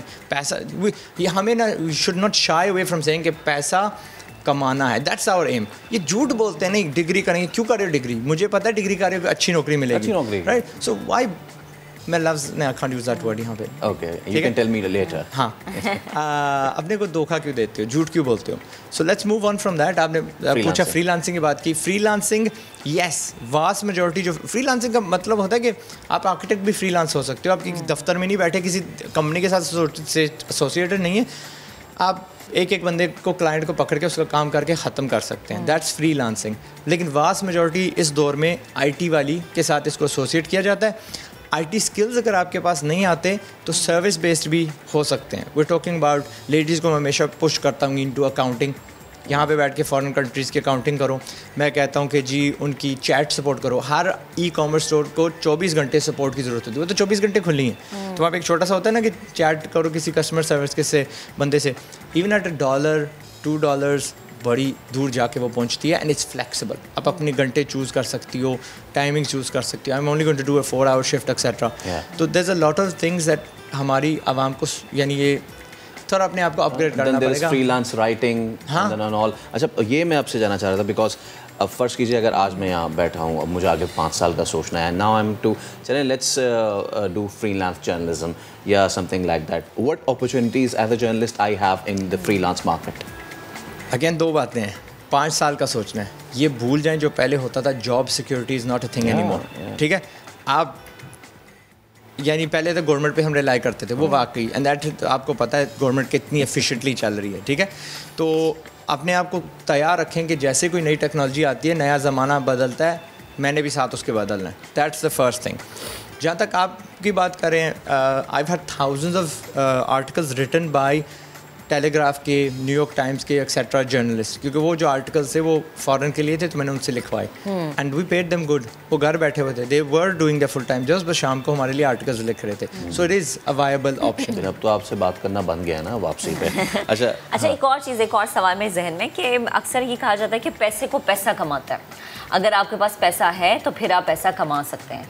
मेरे ख्याल से हमारी सोसाइटी में ये सोच बहुत ज़्यादा है कि अगर आपके पास पैसा है फिर आप पैसा बना सकते हैं, अदरवाइज़ आप ये 25, 30, 22 हज़ार वाली नौकरी पे रहे, और जैसे आपने खुद कहा कि जॉब सिक्योरिटी तो अब है ही नहीं ना। अगेन, कौन सिखा रही है जिसने कभी पैसा कमाया नहीं? मैं अगर मिलियनर हूँ आज, तो मैंने 53 रुपये 53 रुपीज़ से शुरू किया था। ठीक है, 53 रुपीज़ क्या है? सबके पास इस्तात है ना। So this is a misconception. एक चीज़ होती है सर्विस, अगर आपको स्किल आ जाता है, हुनर आ जाता है, तो आप हज़ारों का बेच सकते हैं। सिंपल मिसाल देता हूँ, आपको मोटर बाइक ठीक करना आ जाता है, आपका मोटर बाइक कहीं टूट जाता है, तो दैट जेंटलमैन विल कम, 1000 रुपये आपसे ले लेगा, उसकी तफ्तीश करके उसका वो प्लग ही वापस लगाना है, लेकिन नॉलेज था ना, टूल्स क्या थे उसके पास, उसके सिर्फ हाथ थे और उसकी अक्ल थी। सो सर्विस सेक्टर में you can become a millionaire, you can बहुत ज़्यादा, यानी एक फ़िज़िकल दुकान से ज़्यादा पैसे कमा सकते हैं, बट डोंट पैसा, ठीक है पैसा बनाता है, बट शुरू में आप शुरू कर सकते हैं बिना पैसे के। That's a misconception. अच्छा, नाउ व्हाट इफ़ गवर्नमेंट आती है किसी दिन और वो कहती है कि जी okay we are interested in you know promoting freelancing and all, तो हम कोई इंक्यूबेशन सेंटर या इस तरह की कोई चीज़, इस तरह का कोई अभी तक आपसे कोई राब्ता हुआ कि जी कम ऑन बोर्ड और हम मिल के जी ये काम करते हैं? मुंतज़िर हूँ, या and I gladly take that post, लेकिन मैं बड़ा रूथलेस हूँगा, मैं गर्दनें उड़ाने वाला बंदा हूँ, मुझसे ये बर्दाश्त नहीं होती, ये जो हम जिस ज़िल्लत से हम गुजर रहे हैं।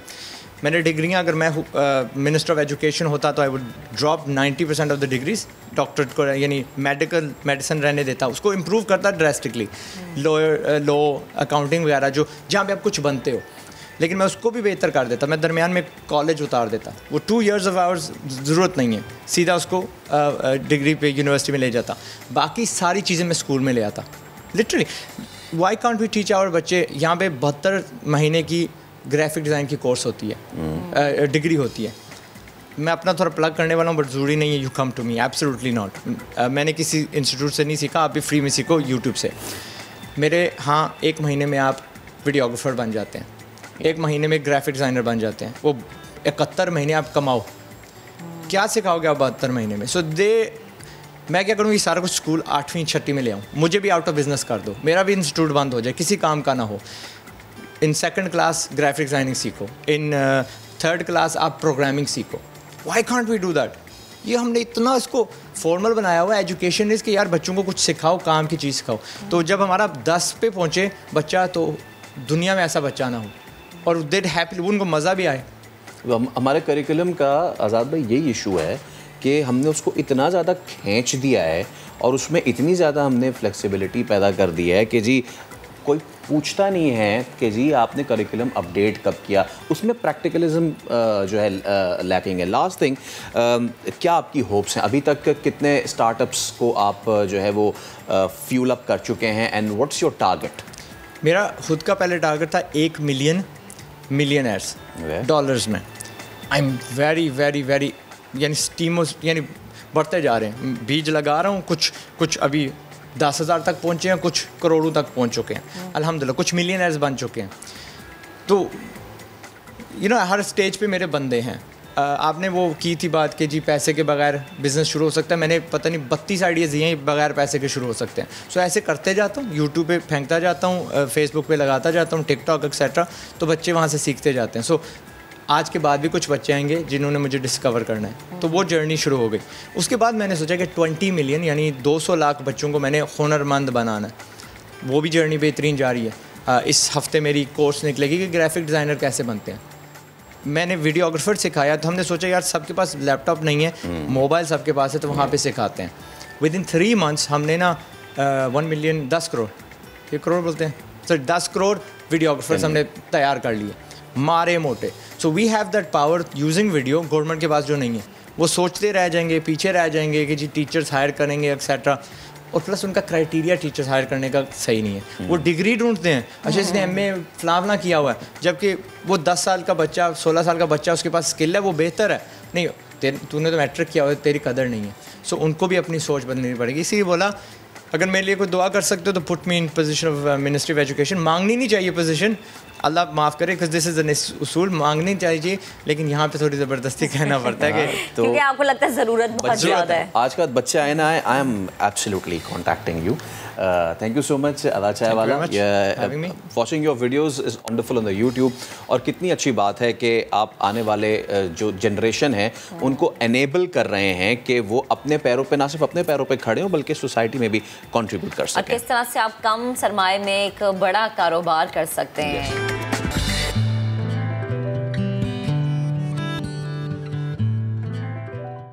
कहा जाता है ना कि जीवन साथी अच्छा हो तो ज़िंदगी हसीन हो जाती है, और ये हसीन ज़िंदगी जब हसीन नज़ारे एंजॉय करते हुए जाती है तो क्या ही बात हो जाती है। आज हम आपको ऐसे जोड़े से मिलवा रहे हैं जिन्होंने रिश्ता इज़्दिवाज में मुंसलिक होते ही अपने इन अहम दिनों को यादगार बनाना शुरू कर दिया है, और कराची से ताल्लुक़ रखते हैं ये।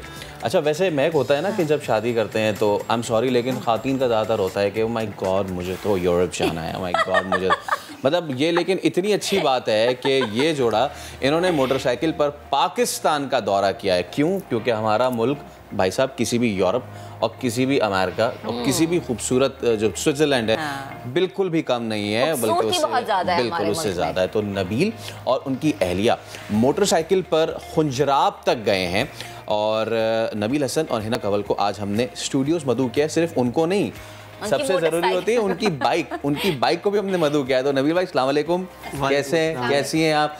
यहाँ से फिर दोबारा टूर का इरादा है? बिल्कुल, इंशाल्लाह अगर हमारा ऑफ होता है तो फिर हम बिल्कुल एक राइड करेंगे ज़रूर। अच्छा, कितने दिन लगे सबसे पहले तो मुझे बताएं, कराची से आपको खुंजराब पहुँचने में बाइक? कराची से खुंजराब का हमारा जो सफ़र था, हम लोग 11 सितंबर को वहाँ मौजूद थे। ठीक है। और इनकी बर्थडे भी होती है उस दिन। अरे वाह, happy belated birthday. Thank you. हम लोग 1 सितंबर को यहाँ से हमने स्टार्ट किया था कराची से, यानी कि 10, 11, 12 बिल्कुल 11th डे हम लोग वहाँ पर मौजूद। 11th डे आप मौजूद थे यहाँ पे। तो मेरा सवाल ये कि ये जो इतना लंबा सफ़र था ना, सफ़र में मुश्किलात तो बहुत आती है, स्पेशली मतलब ख़वातीन के नखरे होते हैं ना, ज़रा अच्छा बस ना थक गई अब थोड़ा स्टे कर लो। ये वो चीज़ें अगर आप बताएं कि सफ़र के दौरान जो मुश्किलात, जो चैलेंजेस, कि अगर कैमरे के उस पार बैठे लोग चाह रहे हैं कि हम भी अच्छा बाइक पे सफ़र के लिए बेगमात को पीछे बिठाएं, बेगम को पीछे बिठाएं और चले जाएं, तो प्लीज़ बताएं। अगर जिसके पास बेगमात है वो बेगमात भी बिठा सकते हैं। जी बिल्कुल, एडजस्ट टीम की कैपेसिटी जो है इस पर मौजूद है, बैठ सकती है। ठीक है। अच्छा नबील भाई, मैं ये आपसे अब जानना चाह रहा था, देखें जब हम भी ट्रैवल करते हैं देखते हैं कि जी हमारे सामने बराबर से जूम करके एक बाइकर जो है वो गुजरा है। बाइकर गैंग भी हमारा बड़ा मशहूर है इसी हवाले से कि कराची से खुंजराब तक, अब तो सिर्फ यहाँ नहीं, आप चित्राल तक जा रहे हैं लोग, कश्मीर तक जा रहे हैं, और ख़ास तौर पे बाइक की सबसे अच्छी बात ये होती है कि जहाँ गाड़ी नहीं जाती वहाँ बाइक चली जाती है। 11-11 दिन के ट्रैक्स होते हैं, तो बाइक ने उनको बड़ा छोटा कर दिया है। बाशू लेक हो जाए या फिर आपकी बहुत सारी ऐसी लेक्स हैं, कटोरा, छोटा कटोरा, जहाँ तक इंसान गाड़ी पे नहीं जा सकता तो वो बाइक जो है ले जाता है। इस बाइक के हवाले से मुझे बताएं, क्या आपको प्रिपेयर करना पड़ता है, इस बाइक को कैसे तैयार करना होता है? क्यों? क्योंकि सड़क जो होती है वो कहीं कहीं हमवार होती है और कहीं कहीं हमवार नहीं भी होती, ऑफ रोड भी होता है। इस हवाले से मुझे ज़रा बताएं आप। बिल्कुल, बस इसके लिए ये कि आप अपने टूल्स जो कि इसके एक्सेप्टेबल हों, इसके मतलब नट बोल्ट्स के, तो वो आप अपने साथ रखें, और पंक्चर के लिए सामान रखें कि इन केस अगर पंचर हो जाती है ऐसी जगह पर जहाँ पर कोई शॉप अवेलेबल नहीं है या कोई ऐसी फैसिलिटी आपको मौजूद नहीं है जहाँ पर आपने खुद ही करना है, तो उसके लिए टूल्स और आपके पास पंचर का सामान, एटलीस्ट ट्यूब्स होनी चाहिए कि आप पंचर ना भी लगाएं तो उस वक्त आप ट्यूब जो है इसकी रिप्लेस कर दें फ़ौरन। सही। अच्छा, वैसे ये सफ़र पे जाने का आइडिया था किसका? जैसे फैसल ने भी कहा ना, ख़वातीन बड़ा होती है कि अच्छा नहीं हमने पाकिस्तानी बाहर जाना है हनीमून के लिए, शादी के बाद चंद दिन बाहर गुजारेंगे, तो ये आइडिया किसका था? मेरा आइडिया था ये। अच्छा, आपका आइडिया था। तो ये शादी से पहले ही सोचा था कि अच्छा आप शादी के बाद के दिनों को ऐसे प्लान? पहले भी टूर कर चुके थे 2019 में, तो मैं बड़ी एक्साइटेड होती थी कि अच्छा आप इस जगह पे भी गए, मुझे आप नहीं लेके गए ना तो फिर अच्छा नहीं होगा। तो खौफ से ले गए? नहीं, खौफ से नहीं, बेसिकली मैंने जितना देखा हुआ था पाकिस्तान, और ऑलरेडी मैं 2019 में कर चुका था ये टूर कंप्लीट, तो मैंने कहा चलें आपको भी सेम टूर हम करवा देते हैं। अच्छा, 2019 में भी आप खुंजराब तक गए थे? जी बिल्कुल, खुंजराब तक गए थे। इसके बीच में ऑब्वियसली जब हम जाते हैं रिस्क फैक्टर भी बड़े इन्वॉल्व होते हैं ना, तो कहीं चोट लगी, कोई हादसा पेश आया? नहीं, अल्हम्दुलिल्लाह ऐसा कोई हादसा नहीं हुआ जिसकी वजह से कोई इंजरी हुई हो। अलबत्ता ये कि बस हमने स्टे ज़्यादा की है। उस पर्सपेक्टिव से पूछ रहा था कि आपको जहाँ पे अपनी बाइक का ख्याल रखना है वहीं पे अपना भी ख्याल रखना है, तो उसके लिए मेडिकल किट वगैरह वो भी मेडिकल किट भी हमने रखी थी, अपने साथ मेडिसिन रखी थी, क्योंकि कुछ ऐसे इलाके होते हैं जहाँ दूर दूर तक मेडिकल स्टोर्स अवेलेबल नहीं होते, तो हमने अपने साथ मेडिसिन और इंजरीज का बैंडेज वगैरह और पेन किलर सब कुछ हमने अपने साथ। अच्छा, जैसे आप मेंशन करिए ना कि बहुत दूर दराज इलाकों में मेडिकल स्टोर्स नहीं होते, ऐसे क्या क्या सहूलियात हैं जो कि होनी चाहिए? जैसे कि आप लोग शौक रखते हैं, बाकी लोग रखते हैं जो शौक जाने का, घूमने का, क्या क्या सहूलियात है कि हुकूमत पाकिस्तान की उस तरफ तवज्जो हो कि अच्छा ये सहूलियात आवाम के लिए हमें वहाँ पर लेकर आनी है? जैसे हमने एक सफ़र किया था नलतर वैली का, जो कि बहुत हसीन वैली है, बहुत हसीन वैली है। अब ब्लू लेक गए, सतरंगी लेक गए, परी लेक भी गए, जी जिसको परी लेक भी कहते हैं, वहाँ भी गए। हम ब्लैक लेक भी जाने वाले थे, लेकिन वहाँ का सफ़र 2 घंटे का ट्रैकिंग का था, तो हम अपने साथ ट्रैकिंग का सामान रख के नहीं ले गए थे, इसलिए हम वहाँ नहीं गए। और बारिश भी हो रही थी, तो वो लैंड स्लाइडिंग की वजह से भी। बारिश की एक और बात कि हम जिस झील पर गए पूरे टूर में हमें बारिश मिली है। ये तो होता है, ये तो हमें लेक सैफुल मलूक से स्टार्ट हुई थी बारिश, और फिर उसके बाद अताबाद, सतरंगी लेक, उसके बाद जो जितनी भी लेक्स पर हम गए वहाँ में बारिश मिली है। अच्छा, हमें लेक्स पे कंपलसरी बारिश मिलती थी। ये पता नहीं ये क्या साइंस है, क्योंकि जब मैं रामा लेक पे था तो वो ऐसा सीन होता है कि बादल होते हैं, आधे नहीं होते, धूप होती है, आधे नहीं होती, आधी लेक किसी और रंग की होती है, आधी लेक किसी और रंग की होती है, और वो हल्की हल्की जो टिप टिप बरस रही होती है ना, उससे जो क्रिएट हो रहे थे रिपल्स, मतलब बंदा किसी और जगह चला जाता है, कहीं और ही चला जाता है। अच्छा, अब मैं आपसे थोड़ा सा हम ज़रा सेफ्टी फीचर्स की बात कर लें, क्योंकि ये बड़ा ज़रूरी है। जैसे महक ने कहा कि अगर ये देख के नबील भाई को आज शौक चढ़ जाएगा, चलो भाई हम भी चलते हैं, चलो भाई जुम्मा है ना, 2 दिन की छुट्टी भी है, चलो हमीदा, चलो हमीदा को बिठा लिया और हमीदा को लेकर निकल ली, और उसके बाद हमीदा 6 घंटे बाद पता चल गया है अब पता नहीं कहाँ आ गए। मैं चाह रहा हूँ ज़रा सेफ्टी फीचर्स का बताएं, आपने ग्लव्स पहने हुए हैं, तो इसके हवाले से मैं ज़रा चाह रहा हूँ आप बताएं। बिल्कुल, सेफ्टी फीचर्स जो है आपके सेफ्टी गियर्स लाजमी है बाइक की राइडिंग के लिए, आपके नीज़ कवर जो हैं, एल्बो कवर जो हैं, आपके ग्लव्स ये होने चाहिए। In case of any accident अगर आप मतलब इंजरी कोई होती है तो ये आपको सेफ़ रखते हैं। एटलीस्ट आपकी जो बोन्स ब्रेक होती हैं, वो जो जॉइंट्स होते हैं मोस्टली वहाँ से होती हैं, तो वो आपकी जो है वो सेफ़ रहती है सेफ्टी गियर्स की वजह से। और हेलमेट कंपलसरी है, बिल्कुल, हेलमेट के बगैर हमने कोई राइड नहीं की। इनफैक्ट हमारी ज़्यादातर पिक्चर्स भी हेलमेट में ही होंगी, क्योंकि हम हेलमेट उतारते ही नहीं थे अपना टाइम सेव करने के लिए। बिल्कुल सही है। अच्छा, मैं अब ये भी देख रहा हूँ कि सेफ्टी गियर्स का तो आपने बता दिया, सामान क्या क्या, ये जो आप बाइक देख रहे हैं ना इस वक्त, ये इससे भी ज़्यादा लोडेड होती है भाई, इससे भी ज़्यादा लोडेड होती है। हाँ, लेकिन आप लोग ऑब्वियसली सामान कम लेकर आएँ। क्या क्या रखते हैं अपने साथ? कोई दरी होती है, सामान में क्या होता है, कैंप होता है, क्या होता है? स्लीपिंग बैग लेकर गए थे हम अपने साथ।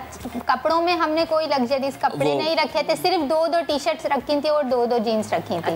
उसके अलावा एक जैकेट थी जो जिसने हमें सर्दी से महफूज रखा, जो हम एक्सचेंज करते रहते थे ताकि पिक्चर्स में पता नहीं चले। अच्छा, ये एक अच्छी बात ये है, अगर आप स्लीपिंग बैग लेके जा रहे हैं इसका मतलब ये है कि जहाँ आपका दिल किया आपने स्टे कर लिया, ऐसा ही है। ये इतनी अच्छी बात है, क्योंकि ऑल्दो कि गिलगित से आप जब क्रॉस करें तो होटल्स इतने महंगे भी नहीं है, आपको 3000 का भी रूम मिल जाता है। आगे हुंजा जाएं 4000 का वहाँ भी रूम मिल जाता है, कोई इशू वाली बात नहीं है। बट जिसको कहते हैं ना, कुछ लोग रहते हैं 5 स्टार होटल में और कुछ लोग रहना पसंद करते हैं 5 बिलियन स्टार होटल में। मैं चाहूँगा कि ये वाला आप अपना एक्सपीरियंस जरूर शेयर करें कि वो 5 स्टार होटल या बाकी होटल्स को तरजीह ना दें, बल्कि अपनी चीजें साथ लेकर। बहुत सारे लोग ये कहते हैं कि अरे यार रात में क्या है? वहाँ भी ऐसी रात होती होगी जैसे कराची की रात है? ये मैं खुद बताना नहीं चाह रहा, ये आप मुझे बताएं।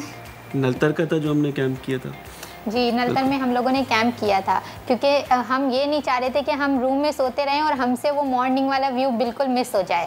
तो इसलिए हमने वहाँ कैंपिंग की थी और कैंप हमने रेंट पे लिया था। वहाँ रेंट पे भी कैंप्स मिलते हैं। अच्छा जी जी, तो वो वाले नज़ारे बहुत हसीन थे। हम सुबह ही सुबह उठ गए थे। अच्छा, अर्ली मॉर्निंग 4:30 उठ गए थे और हमने वो जो सनराइज़ देखा और उसके बाद जब वो हल्की हल्की फिर रोशनी हुई, फिर उसका वाला मंजर देखा, तो वो 0 पॉइंट से मनाजिर बहुत हसीन थे। पूरी वैली नज़र आ रही है। यानी इन्होंने पैसे ज़ाया नहीं किए। वो 40-45 मज़े की बात होती है कि जब वो सूरज सामने आपके राका पोशी हो या फिर नांगा पर्वत हो, पहली की जो किरण पड़ती है उसके बाद पूरी नीचे तक आती है ना, तो बड़ा यार मुझे बड़ा मज़ा आ रहा है आपसे बात करने में। बट अगली बार आप लोग ट्रैक पे कहाँ जा रहे हैं वो मुझे बताएं।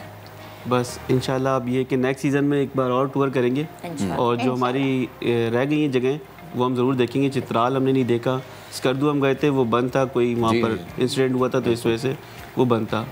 और कश्मीर हमारा जो है वो हाफ़ हुआ है, लेकिन वो बाकी आधा वो भी इंशाल्लाह जरूर करेंगे। कुछ इलाके देखे जिसमें हमने पीर चनासी देखा, बहुत हसीन। फिर एक काम करते हैं, अगले साल जब चित्राल जा रहे हो तो मुझे बताइएगा इंशाल्लाह। तो जी क्या कितनी खूबसूरत बात यह है कि इन दोनों क्या अपनी ज़िंदगी के सफ़र का आगाज़ किया, और ना सिर्फ ज़िंदगी के सफ़र का आगाज़ किया, क्योंकि सफ़र के दौरान आपको एक दूसरे को जानने का जितना मौका मिलता है वो और कहीं भी नहीं मिलता।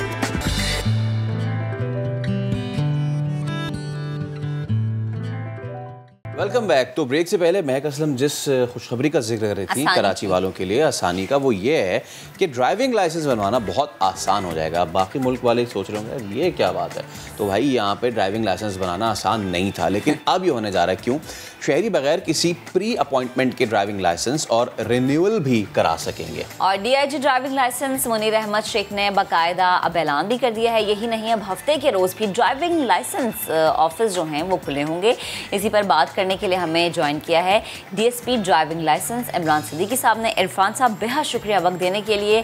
पहले तो कराची के शहरियों को बताएं कि ये नई सहूलियात जो हैं ये क्या है, किस तरह से इस्तेमाल कर सकते हैं, किस तरह से घर बैठे जो है इस सहूलत से, ये किस तरह से अब ये जो सहूलत है इससे मुस्तफ़ीद हो सकते हैं। देखिए, एक तो हमारे टाइमिंग जो है सुबह 9 से रात 8 तक कर दिए गए हैं, और लाइसेंस का जो प्री अपॉइंटमेंट का सिस्टम था सिर्फ हमने परमानेंट पे बरकरार रखा है, लर्नर रिन्यूअल पे ख़त्म कर दिया है। तो हम आवाम से ये अपील करते हैं कि आएँ, अपने लाइसेंस रिन्यूअल लर्नर कराएं, और नए लर्नर लाइसेंस के लिए उन्हें सिर्फ NIC की कॉपी लेकर आना है। कोई ऐसा इशू नहीं है, आएँ और लाइसेंस इशू करवाएं। ज़बरदस्त। अच्छा, फ़ीस के हवाले से मैं जानना चाह रहा था, लर्निंग और पक्के लाइसेंस दोनों की क्या फ़ीस रखी है? देखिए, लर्नर के लिए आपको 350 रुपये कार बाइक के लिए देने होंगे 1 साल के लिए। 6 हफ्तों बाद आप उसका परमानेंट के लिए टेस्ट दे सकते हैं।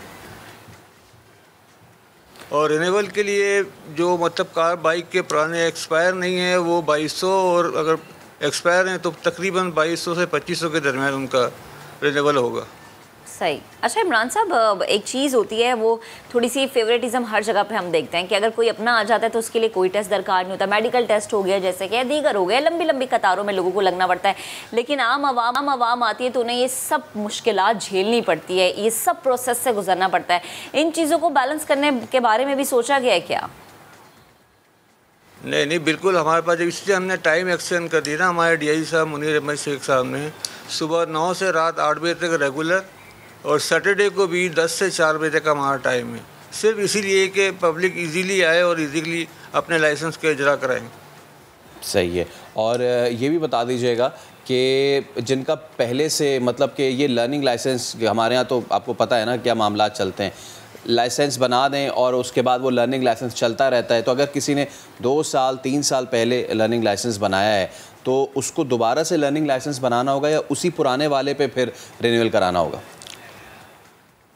नहीं, हमारा मौजूदा सिस्टम है जो है उसमें एक दफ़ा आपने लाइसेंस एंटर करा लिया है लर्नर, तो हमारे कंप्यूटर सिस्टम में मौजूद है। वो आएँ और अपने लिए परमानेंट के लाइसेंस के लिए अप्लाई करें। सिर्फ ज़्यादा से ज़्यादा उनकी लेट फ़ीस होगी 100 रुपये, और कुछ भी नहीं। ठीक। अच्छा सर, मुझे लास्ट में एक और चीज़ बता दें, ये ऑनलाइन वाला जो सिस्टम है ना, ज़रा आवाम की आसानी, स्पेशली कराची वाले जिस वक्त हमें देख रहे हैं ना, उनकी आसानी के लिए समझाइएगा। देखिए, प्री अपॉइंटमेंट का सिस्टम हमारा एंड्रॉइड पर भी है, इसके अलावा हमारी वेबसाइट भी है, तो उस पर ये आएँ, उसको कांटेक्ट करें हमें, हम उनको प्री अपॉइंटमेंट देंगे। हम क्या देंगे, कंप्यूटर ऑटोमेटिक जनरेट करेगा और वो आए अपना लाइसेंस लें। लेकिन लर्नर रिन्यूअल पे फ़िलहाल हमने इसको ख़त्म किया है डीआई साहब के ऑर्डर्स पर। 23/9 से 24 अक्टूबर तक ये फैसिलिटेट किया गया। अगर कोरोना की कोई वबा बढ़ी नहीं तो हम इसको शायद और इससे आगे भी ले जा सकते हैं। यानी कि सर, अगर आज मैं घर बैठे रिन्यूअल कराना चाहूँ ऑनलाइन तो वो हो सकता है, लाइन में मुझे लगने की फिर आगे ज़रूरत नहीं फिज़िकली? नहीं, आप आएंगे यहाँ पर, या हमारे मुख्तलिफ मोबाइल कैंप हम लगाते हैं। इस वक्त भी हमारा मोबाइल कैंप चल रहा है 3 तलवार के पास, वहाँ चले जाएं या हमारे पास आ जाएं, हम उनको रिन्यूअल करेंगे। ओके। ऑनलाइन सिर्फ अपॉइंटमेंट है हमारी। अच्छा, ठीक है। बेहद शुक्रिया इमरान साहब, आप मौजूद थे, गुफ्तगू कर रहे थे। तो ये कराची वालों के लिए हैं, और ये जो लंबी लंबी कतारों में लगना होता है ना, अब ये नहीं लगेगा, क्योंकि का जो टाइम है ना वो अब बढ़ा दिया गया। अब बात करेंगे उस प्लेटफॉर्म की जहाँ छोटे से छोटा और बड़े से बड़ा ताजिर जुड़ा होता है, जहाँ की पल पल बदलती सूरत हाल मईशत पर बहुत ज़्यादा असरअंदाज होती है। हम बात करें स्टॉक एक्सचेंज की। वैसे तो हाल ही में पाकिस्तान स्टॉक एक्सचेंज ने 11वां ग्लोबल इस्लामिक फाइनेंस अवार्ड अपने नाम किया है। ये अवार्ड बेहतरीन इस्लामिक स्टॉक एक्सचेंज बराए 2021 कैटेगरी में मिला है। और साथ ही आपको ये भी हम बताएंगे कि कुछ रोज़ कबल पाकिस्तान स्टॉक एक्सचेंज की तनज़्ज़ुली भी हुई, जब मॉर्गन स्टैनले कैपिटल इंटरनेशनल ने पाकिस्तान स्टॉक एक्सचेंज को एमर्जिंग मार्केट के दर्जे से निकालकर फ्रंटियर मार्केट में शामिल कर दिया। इन तमाम पहलुओं पर बात करने के लिए हमें ज्वाइन किया है MD Pakistan stock exchange Farooq H Khan ने। फ़ारूक साहब, अस्सलाम वालेकुम। सबसे पहले तो गुड मॉर्निंग। सबसे पहले ग्लोबल इस्लामिक फाइनेंस अवार्ड से मुतालिक बताइए, किन खिदमात पर यह मिलता है और पाकिस्तान स्टॉक एक्सचेंज के लिए ये कितनी बड़ी अचीवमेंट है? जी, वालेकुम अस्सलाम एंड शुक्रिया बहुत बहुत मुझे इनवाइट करने का। It's always a pleasure to be on your programme. ये ग्लोबल इस्लामिक फाइनेंस अवार्ड्स जो हैं ये 11 साल से चल रहे हैं और डिफरेंट एस्पेक्ट्स जो हैं इस्लामिक फाइनेंस के उनको ये रिकग्नाइज़ करते हैं। और मुझे बहुत खुशी है कि पहली दफ़ा ये 11 साल में पाकिस्तान स्टॉक एक्सचेंज को ये एजाज़ मिला है। देखिए, हमने पाकिस्तान स्टॉक एक्सचेंज का में शायद लोगों को इतना मालूम नहीं हुए कि हमने कितनी प्रोग्रेस की है शरिया कंप्लायंट प्रोडक्ट्स और फाइनेंसिंग में, और इसकी एक बहुत डिमांड भी है हमारे मुल्क में। इस्लामिक बैंकिंग भी आपको पता है फास्टेस्ट ग्रोइंग सेगमेंट है बैंकिंग का। तो हमारे इस्लामिक इंडस्ट्रीज़ हैं, इस्लामिक शरिया कंप्लायंट म्यूचुअल फंड्स हैं, हमने शरिया कंप्लायंट इस्लामिक ETF लॉन्च किया है, और 55% से ज़्यादा जो हमारी कंपनीज़ हैं मार्केट कैप के लिहाज से जो लिस्टेड हैं वो शरिया कंप्लायंट है। तो हम लोग एक स्क्रीन यूज़ करते हैं टू आइडेंटिफाई कि कौन सी कंपनीज़ जो हैं वो शरिया कंप्लायंट हैं। तो 55% से ऊपर जो है मार्केट कैप हमारी PSX की वो शरिया कंप्लायंट कंपनीज़ में है, और हमें आगे भी बहुत काम करना है। और मैं शुक्रगुजार हूँ हमारी टीम का भी और SECP का भी कि हम लोग मिलकर इस पे काम कर रहे हैं, और इससे जो कंपनीज़ हैं जो शरिया कंप्लायंट इस्लामिक फाइनेंस रेज़ करना चाहती हैं स्टॉक मार्केट से, और जो इन्वेस्टर्स हैं जो उनमें इन्वेस्ट करना चाहते हैं, इनके लिए इंशाल्लाह और अपॉर्चुनिटीज़ निकलेंगी। तो we are very proud and this is not just for PSX, it's for Pakistan. सही। अच्छा सर, टाइमिंग बड़ी मैटर करती है कि ये वक्त सही है सरमायाकारी के लिए, ये वक्त सही नहीं है, अभी रुक जाओ, अभी सरमायाकारी ना करो। कोई अगर मशवरा अगर आप देना चाहें वो लोग जो कि सरमायाकारी करना चाहते हैं, उनके लिए ये वक्त कैसा है? बेहतरीन वक्त है सरमायाकारी के लिहाज से? देखिए जी, ये एक जो है बहुत फ़िलोसॉफ़िकल सवाल पूछा आपने सुबह सुबह। मेरे अपना मैं पर्सनली शेयर कर सकता हूँ, PSX का नहीं, बिकॉज PSX इस तरह की इन्वेस्टमेंट एडवाइस नहीं देता, या आपका जो है इन्वेस्टमेंट एडवाइज़र ब्रोकर उससे पूछें। मगर स्टॉक मार्केट के अंदर एक लॉन्ग टर्म इन्वेस्टमेंट के व्यू से आना बहुत ज़रूरी है, क्योंकि अगर आप PSX के रिटर्न्स या शेयर मार्केट के रिटर्न्स पूरी दुनिया में देखें तो लॉन्ग टर्म इन्वेस्टर्स के लिए वो रिटर्न्स, और इस पे बहुत रिसर्च हुई है। इसलिए अमेरिका की मार्केट सबसे पुरानी 150 साल की रिसर्च की है some of the top economist in the world ने, कि इक्विटी मार्केट्स आपको लॉन्ग टर्म इन्वेस्टर्स को बेस्ट रिटर्न देती हैं amongst all the asset classes. उसमें रिस्क भी होती है, मार्केट्स ऊपर नीचे भी जाती हैं, तो कोई सही या गलत टाइम नहीं है मार्केट में इन्वेस्ट करने का। मेरे ख्याल है सबसे ज़रूरी चीज़ ये है कि आप ठीक से समझें कि किन कंपनीज में इन्वेस्ट कर रहे हैं। अगर नहीं खुद टाइम या वो अंडरस्टैंडिंग, तो म्यूचुअल फंड्स के थ्रू इन्वेस्ट करें और लॉन्ग टर्म व्यू के साथ इन्वेस्ट करें और रेगुलर बेसिस पे इन्वेस्ट करें। मार्केट को टाइम करने के लिए आपकी गुड लक हो या बहुत ही टैलेंटेड ट्रेडर हो तो शायद आप पैसे बना लें, मगर मार्केट टाइमिंग में ज़्यादातर लोग पैसे लूज ही करते हैं। राइट। अच्छा सर, मॉर्गन स्टैनली की जानिब से जो हमारी रैंकिंग में तब्दीली हुई है उसका रीज़न क्या है, और जो हम एमर्जिंग मार्केट से निकल के फ्रंटियर मार्केट में आए हैं, ये क्लेमैन को बताइए कि इसका क्या मतलब है? देखिए, मॉर्गन स्टैनली इंडस्ट्रीज जो हैं बहुत सारे और भी हैं मेजर इंडस्ट्रीज प्रोवाइडर, जिसने S&P, FT वगैरह, मगर मॉर्गन स्टैनली एक मेजर इंडस्ट्री है और वो different develop market, emerging market, frontier markets के इंडस्ट्रीज बनाता है जिनको फंड मैनेजर्स फॉलो करते हैं अपनी परफॉर्मेंस के लिए। तो हम लोग PSX जो है वो इमर्जिंग मार्केट में था पहले, उसके सर्टेन क्राइटेरिया हैं। ये चीज़ ज़रूरी है समझने के लिए आपके व्यूअर्स के कि मॉर्गन स्टैनली ने एम्फसाइज़ किया कि regulatory wise, systems wise PSX completely comply करता है इमर्जिंग मार्केट स्टैंडर्ड से। मगर जो ख़ास तौर पे जो डिवैल्यूएशन का रिसेंट इम्पैक्ट हुआ है उसकी वजह से जो उनका साइज़ का क्राइटेरिया है उससे हम कम हो गए हैं। तो इसलिए इमर्जिंग मार्केट से हमें फ्रंटियर मार्केट, जो कि रिलेटिवली छोटी मार्केट्स के लिए केटर करता है, उसमें हमें क्लासिफाई किया गया। तो इसमें इंशाल्लाह वी विल कीप वर्किंग। जिस तरह मार्केट ग्रो होएगी हम वापस इमर्जिंग मार्केट में आ जाएंगे। इसमें कोई ऐसी मेरे ख्याल है घबराने की या कोई इसको ईगो का इशू बनाने की ज़रूरत नहीं है। We would like to be in emerging markets. इंशाल्लाह हम ग्रो करते रहेंगे जिस तरह हम कर रहे हैं ग्रो, और मार्केट ग्रो होती है। जिस तरह आपने देखा इतने सक्सेसफुल नए IPOs आ रहे हैं आपके प्लेटफॉर्म से। मैं गवर्नमेंट से भी रिक्वेस्ट करूंगा कि जो लार्ज स्टेट ओन्ड एंटरप्राइजेज हैं, स्टेट लाइफ वगैरह की तरह, उनको लिस्ट करें ताकि हमारी मार्केट कैप बड़ी होए और हम लोग साइज़ क्राइटेरिया को मीट कर लें। Okay, thank you so much sir, आपके वक्त का बहुत शुक्रिया। जैसे कि हमें फ़ारूक साहब बता रहे थे कि although we are listed from emerging to frontier, लेकिन उसमें घबराने की ज़रूरत नहीं है। डिवैल्यूएशन ऑब्वियसली एक फैक्टर होता है कि जब आपकी तनाज़ुली होती है, बट अगर लिस्टेड कंपनीज़ के नंबर को बढ़ाया जाए, विच मीन्स कि आप अपनी मार्केट के साइज़ को बढ़ाएंगे, तो हम दोबारा से एमर्जिंग मार्केट में आ सकते हैं।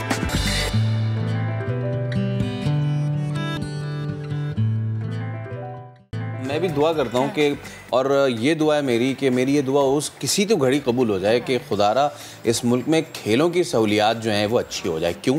क्योंकि जी मुल्क का सबसे बड़ा शहर है कराची। खेलों की जो सहूलियत, एक तो होती हैं सहूलियात और एक होती हैं बुनियादी सहूलियात। बुनियादी सहूलियात भी नहीं है। नेशनल कोचिंग सेंटर है, बहुत सारे लोगों ने देखा होगा नेशनल स्टेडियम के बिल्कुल सामने।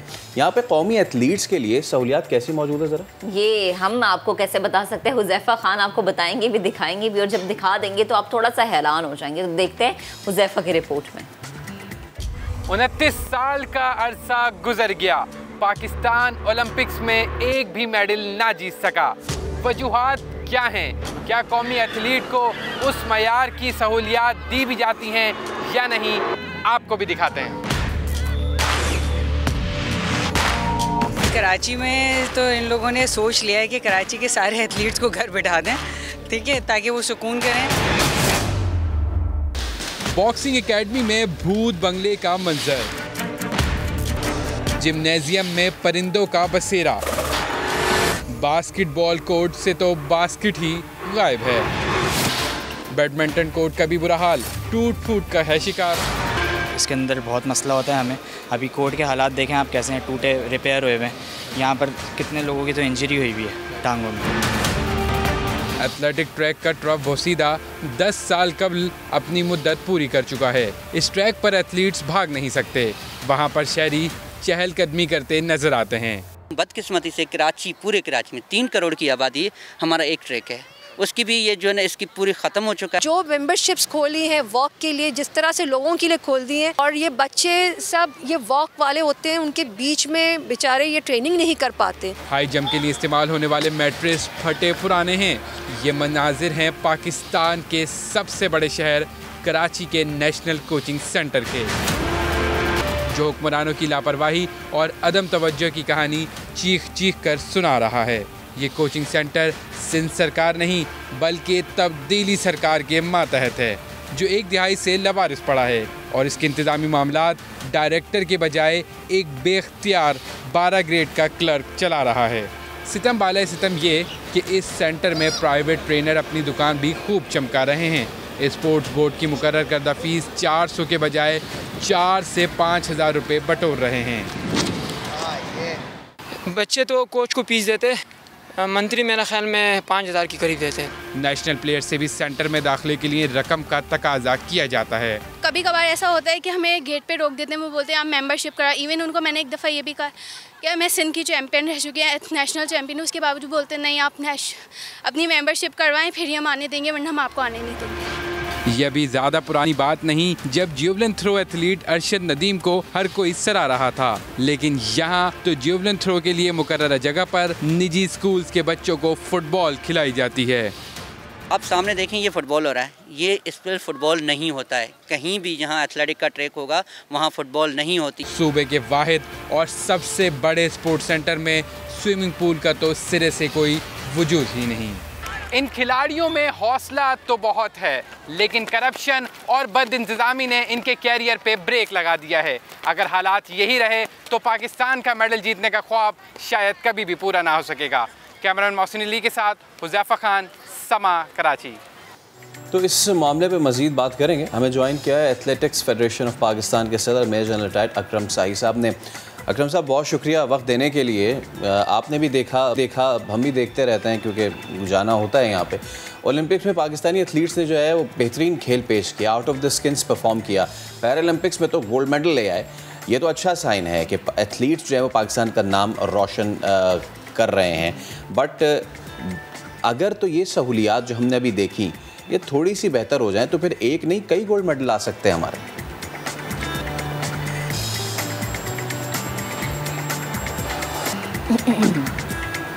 जी सर, आप हमें सुन पा रहे हैं? जी आपकी आवाज़ आ रही मुझे। जी सर, मेरे साथी एंकर आपसे सवाल करना चाह रहे हैं कि जैसे हमने देखा कि ओलंपिक्स में पाकिस्तानी एथलीट्स ने बेहतरीन खेल पेश किया, पैरा ओलंपिक्स की तरफ अगर हम नज़र डालें तो गोल्ड मेडल पाकिस्तान ने अपने नाम किया, लेकिन जब हम यहाँ पर देखते हैं कि ये वो जगह जहाँ पर बुनियादी सहूलियत होनी चाहिए, यहाँ पर बुनियादी सहूलियत नहीं है। अगर वो सहूलियत हो तो शायद हमारे एथलीट्स ज़्यादा नाम रोशन कर सकें, ज़्यादा मेहनत कर सकें, ज़्यादा जज्बा दिखा सकें। आपको लगता है ऐसा? जी ये बिल्कुल से आप दुरुस्त कह रही हैं, और मैंने जो आपका इंट्रोडक्शन थोड़ा सा सुना है उसमें ये सारा वहाँ पे जो इस वक्त हालात हैं, जो हालत है हमारे स्पोर्ट्स ग्राउंड्स की, स्टेडियम की, वो जो आपने बताई है बिल्कुल से इसमें कोई शक नहीं है कि इससे ख़राब हालात कहीं पूरी दुनिया में किसी मुल्क में भी नहीं हो सकते। इसके बावजूद हमारे बच्चों का कुछ न कुछ पोजीशन ले जाना ये किसी अजूबे से कम नहीं है, ये एक मिरेकल है, क्योंकि हमारे यहाँ टैलेंट है और बच्चे इस तरह की सहूलतें ना होने के बावजूद भी अपनी मेहनत करके तो कहीं ना कहीं एथलेटिक्स में आपने देखा कि अल्लाह की मेहरबानी से हमने जेवलिन थ्रो में 5वीं पोजीशन अरशद नदीम ने ली, और पैरा ओलंपिक्स में एक बच्चा डिस्कस में गोल्ड मेडल उसने ले लिया। लेकिन ये जो आपने स्टेडियम दिखाया और साथ में आपने खुद कहा कि ये करप्शन, बदइंतज़ामी और तीसरा लफ्ज़ मैं ऐड करूँगा इनएफिशिएंसी, ये इन 3 चीज़ों की वजह से हालात बद से बदतर होते जा रहे हैं और कोई पूछने वाला नहीं है, इनको कोई नहीं पूछता। ये जो एथलेटिक्स ट्रैक आपने बात की है ये बेसिकली एथलेटिक्स है, इसके ऊपर ना कोई वॉलीबॉल हो सकता है ना कुछ और हो सकता है। मतलब मैं एक गेम का नाम लिया कि ये सिर्फ एथलेटिक्स, अगर एथलीट्स को वहां नहीं जाने दिया जा रहा, और मेरी वहां की एसोसिएशन जो है वो रो रही है इस बात पे कि हमारे एथलीट्स को अंदर ही नहीं जाने दिया जा रहा। और जो मेरे तक खबर है वो ये है कि बाकी लोगों को वॉक करने वालों को पैसे लेके अंदर जाने दिया जाता है। और जो एथलीट जिनके लिए ये ग्राउंड बनी, और आपने बड़ा सही कहा कि टार्डन ट्रैक भी 10 साल पहले इसकी मुद्दत खत्म हो चुकी है, अब इस काबिल ही नहीं है कि इसके ऊपर एथलीट्स भागें, लेकिन वहां भी ना तो एथलीट्स को जाने दिया जा रहा है। और जो ये बच्ची कोई शायद बात कर रही थी कि जी हमसे कहा जा रहा है कि आप पता नहीं मेंबर बने, और क्या मेंबर, क्या आप एथलेटिक फेडरेशन एसोसिएशन के सिंध के मेंबर हैं, इससे बड़ी मेंबरशिप क्या चाहिए है किसी को। तो ये ऐसे एलिमेंट हैं बदकिस्मती से पाकिस्तान के अंदर, ना सिर्फ ये कि इन्होंने खुद कुछ नहीं करना, इन्होंने किसी को कुछ करने भी नहीं देना। और जो हालात हम फेस कर रहे हैं उसके बावजूद एथलेटिक्स में ये पोजीशन आना, ये कभी इंशाल्लाह ताला कोई जब तारीख लिखेगा तो पता चलेगा कि यहाँ पे पाकिस्तान में ऐसे एलिमेंट्स हैं जो खुद तो कुछ नहीं करना, वो किसी और को भी कुछ नहीं करने दे। राइट। अच्छा सर, यहाँ पे जब आप जाएँ ना, मतलब कि इसका नाम है नेशनल कोचिंग सेंटर, NCC। यहाँ पे सबसे पहली बात तो एथलीट्स का ना आने देना, ये बड़ी बदकिस्मती है। आप डिफरेंट सेगमेंट्स देख लें, नीचे जो ट्रैक है वो ट्रैक जो है एक्सपायर हो चुका है। ट्रैक के बीच में जो ग्राउंड है उसमें बच्चे प्राइवेट स्कूल के आके फुटबॉल खेल रहे हैं। एक जिम है छोटा सा, वो जिम आप चले जाएं तो इलाके के जिम होते हैं ना, वो इलाके के जिम इस जिम से बेहतर हैं। तीसरी चीज़, ऊपर आप बैडमिंटन, हमारे पास बैडमिंटन के कितने स्टार्स हैं, ऊपर बैडमिंटन कोर्ट्स हैं, 4 कोर्ट हैं टोटल वुडन, उसकी किस तरीके से मेंटेनेंस होती है किसी को कुछ नहीं पता। टेबल टेनिस का कोई हाल नहीं है यहाँ पे। और स्क्वॉश का है, स्क्वॉश के कोर्ट के बाहर जो है वो ताला पड़ा रहता है। और जो चीज़, और पीछे एक मज़े की बात आपको बताऊं, पीछे टेनिस कोर्ट भी है जो जिस पे कोई खेलता नहीं है। स्विमिंग पूल नहीं है, स्विमिंग पूल सिरे से नहीं है। हमारे पास एथलीट को बनाने के लिए सिर्फ ये फैसिलिटीज़ ही नहीं, बल्कि उसके लिए हमें कोचेस भी चाहिए, हमें न्यूट्रिशनिस्ट भी चाहिए, ट्रेनर्स भी चाहिए। ट्रेनिंग का ये आलम है कि वो प्राइवेट आके ले रहे हैं, तो आवे का आवा बिगड़ा हुआ है। सूनर और लेटर इसको बेहतर होता देखते हैं। जी, मैं जो इस वक्त हालात हैं, मैं बिल्कुल भी इसमें बेहतर होता नहीं देख रहा, बल्कि चीज़ें रोज़ बरोज़ ख़राब हो रही हैं। कोई गवर्नेंस नहीं है, कोई पूछने वाला नहीं है। जो करप्ट है वो करप्ट से करप्टर होता जा रहा है। और मैं ये एथलेटिक्स ट्रैक के हवाले से बाकी भी ग्राउंड्स की आपने बात की, और मुझे पूरा यकीन है कि वो जो जिम्मेदार लोग हैं अपनी अपनी गेम के, उनसे आप बात करेंगे तो वही बताएंगे। ये मैं रिकॉर्ड पे लाना चाहता हूँ कि आज से 4 साल पहले कराची में मैंने नेशनल चैंपियनशिप करवाई, और इस ट्रैक पे पैचेस लगा के बहुत सारी जगहों पे, क्योंकि ये इस काबिल नहीं था, लेकिन फिर भी सिंध में, कराची में बड़ी देर से एथलेटिक्स कोई 17 साल पहले कहीं हुई थी। तो मैंने जब वहाँ करवाई तो उसके बाद मैंने इसकी हालत देख के क्या किया एज प्रेसिडेंट एथलेटिक फेडरेशन, मैं उस वक्त के जो DG रेंजर्स थे कराची में, जनरल सईद साहब, उनके पास गया। दोस्त हैं, बहुत हमारे सीनियर ऑफिसर्स में से बड़े काबिल ऑफिसर हैं। मैं उनके पास गया और उनको मैंने बोला कि ये ट्रैक बनने वाला है, क्या आप हमारी मदद कर सकते हैं। उन्होंने मुझे पूछा सर कितने पैसे लगे, जो उस वक्त का मैंने एस्टिमेट लगाया, और उन्होंने कहा कि सर डन, मैं ये आपको बंदोबस्त पैसों का कर दूंगा। क्योंकि ये जगह जो है ये फेडरल गवर्नमेंट की है, तो फेडरल गवर्नमेंट में उस वक्त DG मेरे ख्याल में पाकिस्तान के इंतहाई करप्ट लोगों में से एक बैठे हुए थे जिनका नाम था अख्तर गंजेरा, और वो जेल गए इस करप्शन के चक्कर में, और अभी भी नैब उनकी इंक्वायरी कर रही है। जब उनसे हमने बात की तो उन्होंने कहा कि नहीं सर, वो पैसे आप रेंजर से लेके हमें दे दें, वो हम कर लेंगे। तो ये वहाँ की बात वहाँ ही रह गई। ना रेंजर्स उनको पैसे देना चाहती थी, ना मैं पैसे देना चाहता था। मुझे पता था कि ये सारे के सारे करप्शन हो जाएगी।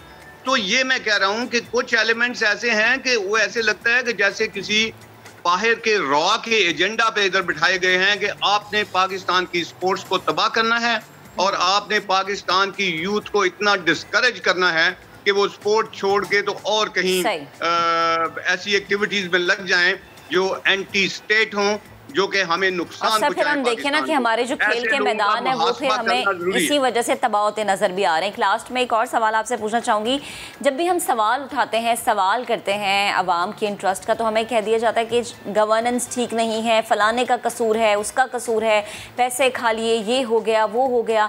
लेकिन आपकी नज़र में, मैं अगर आपसे आप पूछूँ कि सर क्या एक तब्दीली ऐसी है जो होनी चाहिए कि इस तमाम तर सूरत हाल का हल निकले, ये तमाम तर मसले हल हो जाएं, आपकी नज़र में क्या है वो ऑप्शन? जी, मेरी नज़र में वो ऑप्शन ये है कि हमारे प्राइम मिनिस्टर साहब, जो कि खुद से एक बहुत बड़े स्पोर्ट्समैन हैं, उनको इस पे तवज्जो देनी चाहिए। पहले भी किसी गवर्नमेंट का फोकस वो नहीं रहा और जाहिर है उनके लिए बड़े बड़े प्रॉब्लम्स हैं। बड़े बड़े माफियाज को वो कह रहे हैं मैंने हाथ डाल रहा हूँ, स्पोर्ट्स माफिया को अभी तक उन्होंने हाथ नहीं डाला। और स्पोर्ट्स माफिया को जिस दिन उन्होंने हाथ डाला और स्पोर्ट्स में ये जो करप्ट लोग हैं ये निकल गए। हमारे यहाँ जहाँ पे इतने बुरे लोग हैं वहाँ पे बहुत अच्छे भी हैं। इसी तरह इसी वजह से अल्लाह की मेहरबानी से मुल्क आज तक कायम है। वो एक अच्छे लोगों को स्पोर्ट्स में लगाएं, अच्छे लोग हैं, बहुत हैं। और ये जो इस वक्त माफिया बैठा हुआ है इसको बाहर निकालें, ये इसका वाहिद हल है, इसके बगैर कुछ नहीं हो सकता। Absolutely, horses for the causes आपने बात की। जनरल साहब बहुत शुक्रिया आपका। और उम्मीद ही कर सकते हैं, लेकिन उम्मीद करें भी तो कैसे? गोल्ड मेडल की उम्मीद लगाए बैठे हैं और हमारे पास ट्रैक नहीं है। जो रेसर्स ट्रैक पे भाग नहीं सकते वो कैसे गोल्ड मेडल लाएंगे?